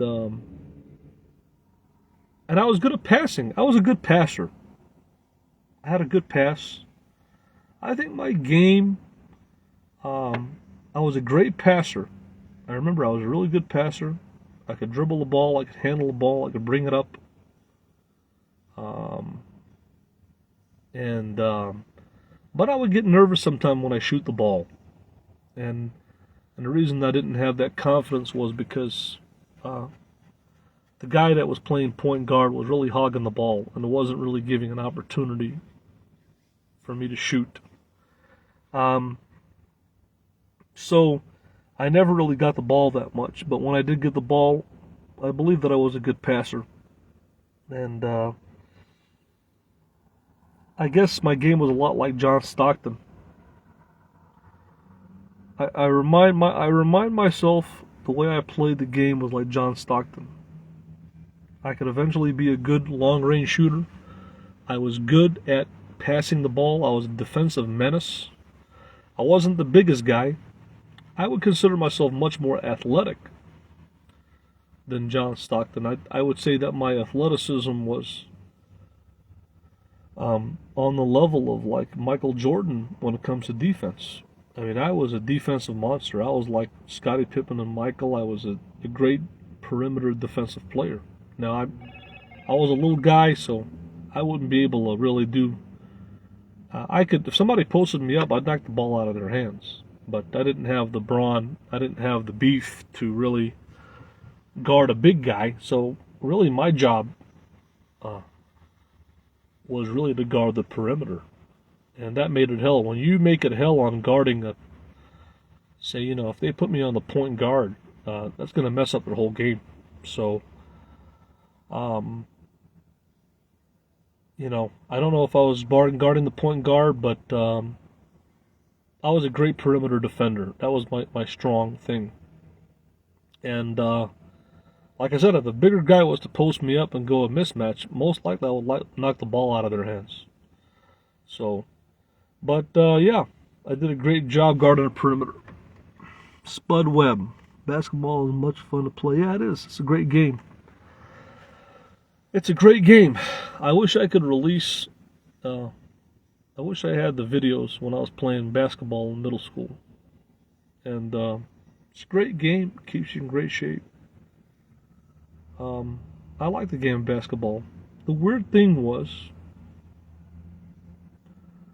and this happens sometimes to players, I would shoot with my left hand, even though I'm not a left-handed shooter. That was the weird thing about my game. I don't understand how that worked, but I remember, man, I used to shoot with my left hand more than my right when it comes to shooting jumpers. When it comes to laying up, I would use my right hand, but with the jump shot, for some reason I developed a left-handed jump shot. And yeah, I would consider myself,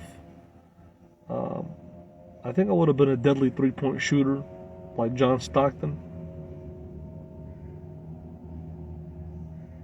And I'm great, tenacious defensive player like Stockton, probably even more than Stockton. I'd probably say I put myself on a level with like a Jordan or Pippen on the defensive end. I think I was as good as a defensive player as Dennis Rodman. Imagine Dennis Rodman guarding the perimeter, or Scottie Pippen, something like that. I think I would have developed to have a good three-point range, like a deadly Chris Mullins.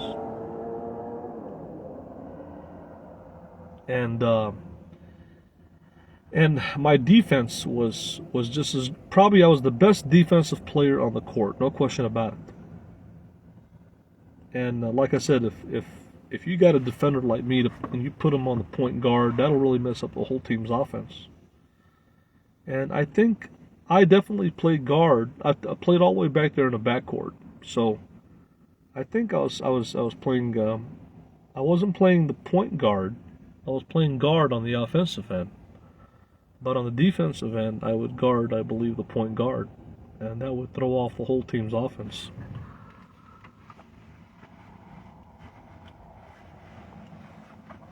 Who's my favorite team? Well, my favorite team is obviously Chicago Bulls. Grew up part of my life in Chicago.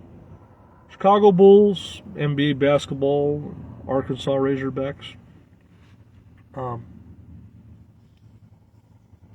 After the Chicago Bulls, there's a lot of great teams, obviously, that came. There was the Houston Rockets, it was the Spurs, and you had, obviously, the Lakers. But after Jordan stopped playing basketball, I didn't watch it that much. San Antonio Spurs. I never liked the Spurs. I never liked Tim Duncan. I just never liked Duncan. David Robinson, great athlete. I never liked Duncan. Duncan just seemed like a douchebag. I never liked Duncan. I never liked the Spurs. One guy I wished that would have won a ring was Patrick Ewing. The New York Knicks were a great team, but they were Chicago Bulls' rival. I am more into football. Yeah, I never really got into football, really. I never really got into football, and I think the thing with football is the reason I never got into it. I don't really understand the game. It takes a while to understand the game of football. I never really understand it. I think in order to like something, you got to understand it. I understand professional wrestling. I understand a lot of basketball, even though basketball has changed over the years. But I know a lot about basketball. I think that I could end up liking football if I understood the game more, but I really don't. I think I was so entertained by watching basketball and professional wrestling all those years, I didn't really need a football to watch. I never really got it. I mean, there's been times where I've watched it. I'll tell you one of my greatest memories of football when the Chicago Bears went to the Super Bowl. I believe they lost, was it to Indiana? Or who did they lose to? They lost in the Super Bowl in 2010 or something like that. But Devin Hester was my favorite player, where he'd take the ball on kickoff and run from one end to the other and get the touchdown. Now, I didn't really watch, I mean, I'll watch some clips of WrestleMania. Just little clips, highlights, WWE. Been watching Ric Flair's channel on YouTube. Him and Martin Madden, they got a great channel. I've been watching a lot of Skip and Shannon Undisputed. You know, watch Inside the NBA. I watch Basketball Time Machine with Sean David. It's a great channel. There's a lot of great basketball channels. I think one of my coolest basketball players that I like is Wilt Chamberlain, man. More and more I watch Wilt Chamberlain, the more and more I realize what a cool, smart guy he was, and obviously what a great athlete he was. But look, he didn't have the rings behind him. Have you ever been to a live wrestling match? Yeah, actually I have. Wow. It was in the mid-90s. I've only been to one. It was Barton Coliseum in Arkansas. Barton Coliseum in Arkansas State Fair, and it was WCW. I remember seeing Kevin Nash, huge dude. Lex Luger. Now he's in bad shape, but the guy had a huge, he was a huge muscle guy. He had a huge chest, that guy. He was a big dude. Lex Luger looked monstrous, his chest. And saw Kevin Nash, and I don't know if it was Scott Hall. I remember I was taking a leak in the bathroom, and there was a wrestler named Joe Gomez. And he said hi to me, and he was taking a leak, I was taking a leak. And he wasn't a popular wrestler, but he was a wrestler named Joe Gomez. And I thought that was cool, because I didn't think that I'm going to be in the urinal taking a leak, and a professional wrestler walks in taking a leak. That was kind of cool, that was kind of odd, but he wasn't a big star, but he's still a wrestler. I mean, a real professional athlete. And I'm like, when you see these guys on TV, they don't look big. And even a guy like Joe Gomez, he wasn't a huge guy, but when you saw him in person, he's a pretty big dude. And on TV, he might look small, but when you see him in person, you'll be like, wow, this guy's a lot bigger than I think. And he's not much of a big guy. So these guys are a lot bigger than a lot of people think. You see them on TV, you don't realize how big they are until you see them in person. They're big dudes. But I did, for the record, I was taking a leak at Barton Coliseum. And who pulls up next to me to take a leak? Joe Gomez. And look up Joe Gomez. I'm not sure how tall the guy is. But to me, he looked like he was about 6'1" or something, or 6 feet. But he was a big dude. And he's a lot bigger than you think. Yeah, I heard Scott Hall passed away. Yep, I like Scott Hall, man. One of the greatest of all time. Great character, great guy. Saw Sid Vicious, big guy. Yeah, I heard Sid's a big guy. Sid is one of my favorites. I love Sid. I love all the old school guys, man. Sid, Kane, Vader, Flair, Scott Hall, Kevin Nash. He was a cool guy, but, to me, I like Sid. Out of all the big guys, obviously Undertaker, Kane, Scott Hall, one of a kind, obviously. And Sid was great. Sid was really, really cool. I really love Sid. And I all like these guys equally, but the one guy that I always loved, that's my favorite of all time, is Slick Rick Flair. But the $1 Million Man, Ted DiBiase, was great heel. So many great wrestlers, so many great entertainers. And in wrestling, you know, watching all those guys, Macho Man, the Hulkster, Ultimate Warrior, Ravishing Rick Rude, Mr. Perfect, Jake the Snake, Hacksaw Jim Duggan, the Big Boss Man. You know, Bret the Hitman Hart, Shawn Michaels. All those guys, all great guys, man. They don't make them like Ric Flair anymore. Yeah, man, Rick, I can't believe that guy. You know, I never really, in the 80s, I grew up with Hulk Hogan and Macho Man and WWF. Didn't watch the WCW that much until about, started watching WCW right in the 90s. And WCW against the WWF. And, you know, people can say, yeah, WCW was doing great, but at the same time, looking back at the product, looking back at it in the long run of things, I think the WWF had a superior product when the Attitude Era started, and the stuff that they did. I like wrestling. It's gotten weak compared to the days, yeah. Well, like I said, with WCW, they had a lot of big names, a lot of great athletes, a lot of great wrestling. A lot of great wrestlers in WCW. But the thing that WWF always had an advantage over the WCW was the great characters, the great storylines, the entertainment, the great ideas. And wrestling is part entertainment and part athleticism. But the creativeness and the stories and characters, the entertainment aspect of WWF, eventually beat WCW. And like I said, looking back at it at retrospect, I was always a WWF fan at heart. When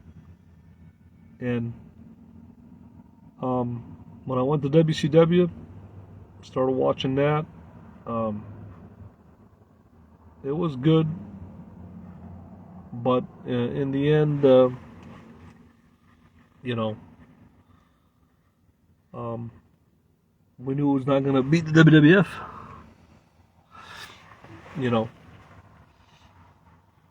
the WWF persevered, you know, and that's what happened, you know. I think that the whole thing with WCW, you know, great wrestling. It was more wrestling than storyline in WCW. But one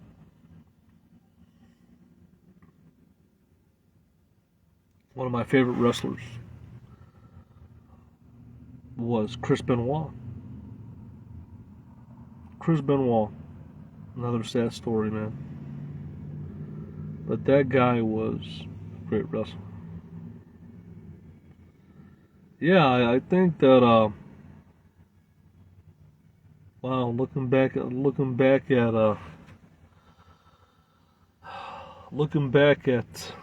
the world and what's happened, man. Yeah, I think if I could do it all over again. Well, 40 years old now. If I could rewind my life back to 20 years old, what would I have done differently? 20 years 20 years just went by, man. I wish I could rewind my life back to 20 years old and have the brain that I have now. You know, it's unbelievable how life just passes you by. 20 years is going an instant, man. You know. Chris was an amazing wrestler, but what he did, his family, yeah, that was it. But anyways, guys, I'm gonna go ahead. I'm gonna wrap this up. It's been a long hangout. Feeling very cool right now. Very chill and laid back. Hope you guys have a good night. It's nice touching base with everybody.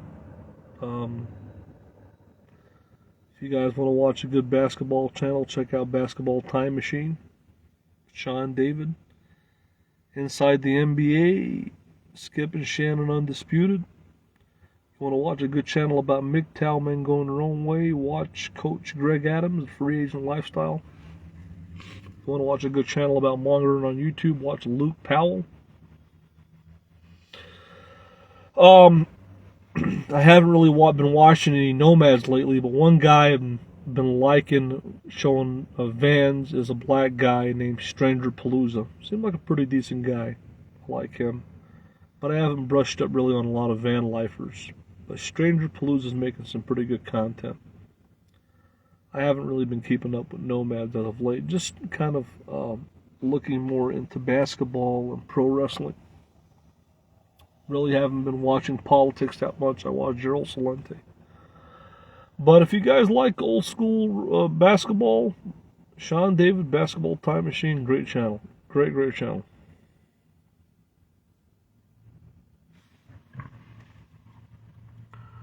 Stay safe down there. Don't forget about your mom. The Sunday's Easter if you believe in that. All right, brother. At least eat a chocolate bunny. I tell you what, I'm diabetic. So I'm trying to stay away from sugar, really. But one of the best things to eat for Easter, you know those Cadbury candy eggs? Those Cadbury, we all know we all love the Cadbury caramel and cream eggs, right? Those are all good. The chocolate marshmallow, man. Who makes those? Russell Stover? Those are really good.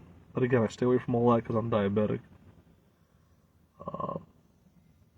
The little bunnies, I don't really like them, but the little pink and yellow bunnies. The Cadbury candy coated eggs that are crunchy, those are good, but I stay away from all that because it's all sugar. From time to time, if I have a taste, I got some 100% cocoa bar in there by Lent, and it tastes like crap. 100% unsweetened cocoa bar tastes like crap. But they say dark chocolate is good for you, but it's bitter. It doesn't taste good at all. One of my favorite pieces of chocolate, sometimes I have it, is Cadbury Fruit and Nut. Everybody knows Cadbury Caramel is good, but Cadbury Fruit and Nut with almonds and raisins. But Russell Stover and Whitman Sampler, they make some good sugar-free samples that are pretty good, actually. There's some pretty decent sugar-free chocolate. I think they use stevia. But for the most part, I stay away from sugar unless I'm having oranges or strawberries or fruit, natural sugar. And I've lost a lot of weight, and I feel good. And I feel good. I definitely feel good. I've lost a lot of weight. I've cut down a lot on my eating and on my calories and on my sugar and carbohydrate intake. And I've lost a lot of weight. I think I've lost at least 20 pounds. And a lot of the pants I had before just are too big for me now. So, but after I get off of here, I'm probably going to touch base a little bit on my personal Facebook, Marshall Camus. So if you guys, how much weight have you lost? Well, I used to have to wear a 48 waist pants to fit in comfortably. And now I can wear a size 44. So I've lost 4 inches in my waist. And I think really I probably wore a 46 standing up. I could probably wear a 42 now. I've lost literally 4 to 6 inches of weight in my waist. So I think I weighed about, probably at my highest peak, probably could have been about 280. And I'm probably down at 255 to 260 now. I'm estimating. Maybe give or take, I don't know. But I've lost a considerable amount of weight, and I've cut down a considerable amount of eating. What's the secret to losing all that weight? Well, I think, in my opinion, one of the best ways to losing weight, try to eliminate or limit your carbohydrate intake. Eating high fiber beans, nuts, pistachios, almonds. Almonds are great. Increase your omega-3 fatty acid intake. I'm going to start eating avocados and, some canned fish. Increasing your protein intake, increasing your omega-3 fatty acids, avocados, nuts, beans, and decreasing your sugar and your carbohydrates. I think, decreasing sugar and carbohydrates, bringing up your fiber and your protein intake, and like I said, the best thing that's always worked for me on losing weight is to eat fiber. Fiber is the most important thing. You need your fiber and you need your omega-3 fatty acids. That means you need your good source of salmon or tuna, nuts, avocados, beans. I need to really eat more beans. And if you're going to go for carbs, make sure you're getting whole wheat. But I think the greatest thing for me, it's always worked, is beans. Beans is the great superfood that will give you the protein and that will give you the fiber and that will give you the energy. And almonds, raw almonds, are great for digestion. Flaxseed, almonds. The 2 great superfoods for losing weight are almonds, flax seeds, and beans. And if you can eliminate your bad carbs, your white carbs, white bread, white pasta, stuff like that, and you're going to be doing good. Believe me, try it. Eat a lot of diet with beans, eat a lot of raw almonds, use golden flaxseed. I need to get some golden flaxseed. And increase your fiber intake. Fiber. Good fiber, good protein, and good omega-3s is the key to losing weight. If you can eat a lot of beans, good fiber, good protein, and if you can practically eliminate carbohydrates like white carbs, white potatoes, white rice, white bread, then you can eat, you want to eat your green leafy vegetables, obviously. That's another thing. Spinach and stuff like that. Spinach, broccoli, kale. Have a nice salad, some nice fresh fruit. Get a lot of good nuts and a lot of good beans. And believe it or not, coffee and tea are great for losing weight. They're a great digestive aid. Drinking coffee, green tea, good organic coffee or good quality coffee, that's a great stimulant for digestion. Digestion is very important. So coffee, good tea is good. And drink lots of water.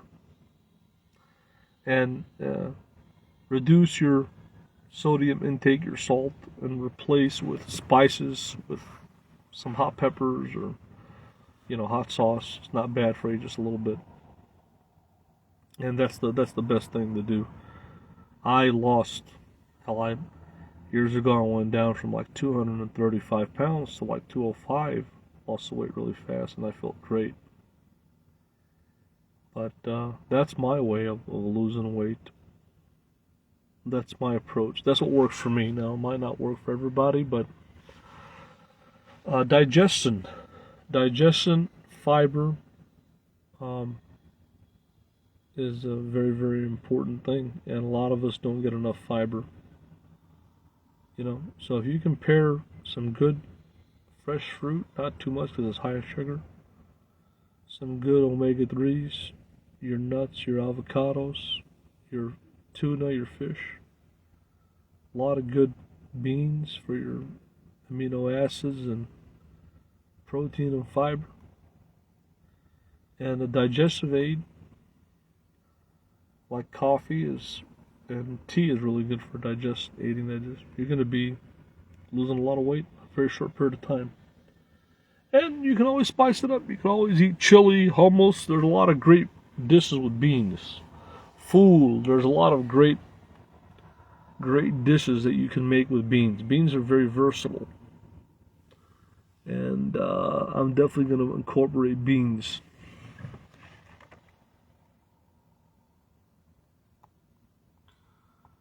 Barbecue baked beans and pulled pork, yeah. Well, let me tell you guys one of the greatest dishes of beans. Look up, obviously we all know hummus is good.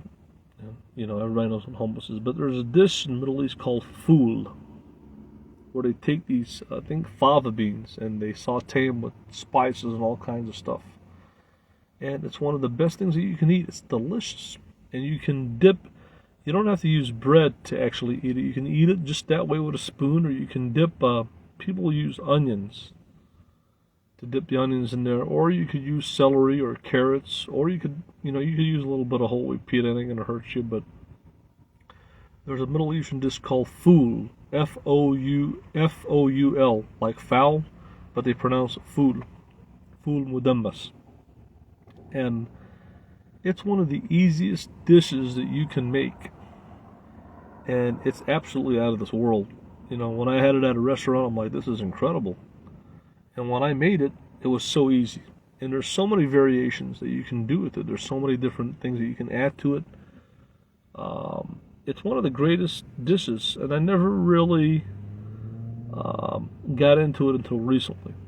And it's a nice twist on if you don't feel like eating hummus.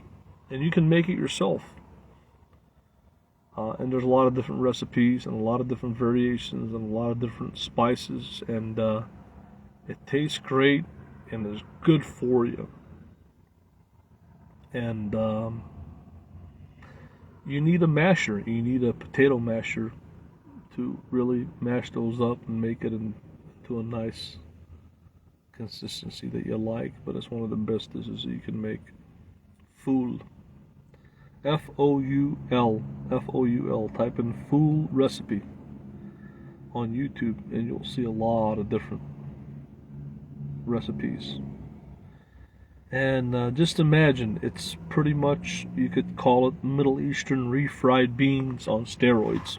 Because there's jalapenos in there and lemon juice and garlic and all kinds of stuff. And if I had to pick between the two, hell, you can make a bean burrito out of it. I mean, hell, I don't know, Mexican refried beans sometimes don't have a lot of flavor. I like charro beans, but these are really the beans that you want to go with. You're in refried beans in Trichy country. Yeah, I am, yeah. Yeah, but anyways, guys, I'm going to go ahead and I'm going to get on out of here. Hope you guys have a nice day. I've talked too much, I've blabbed too much, but I've had 10 people consistently watching, so anyways, I can't believe I've been under so long. But anyways, guys, yeah, guys, have a good night. We'll talk later.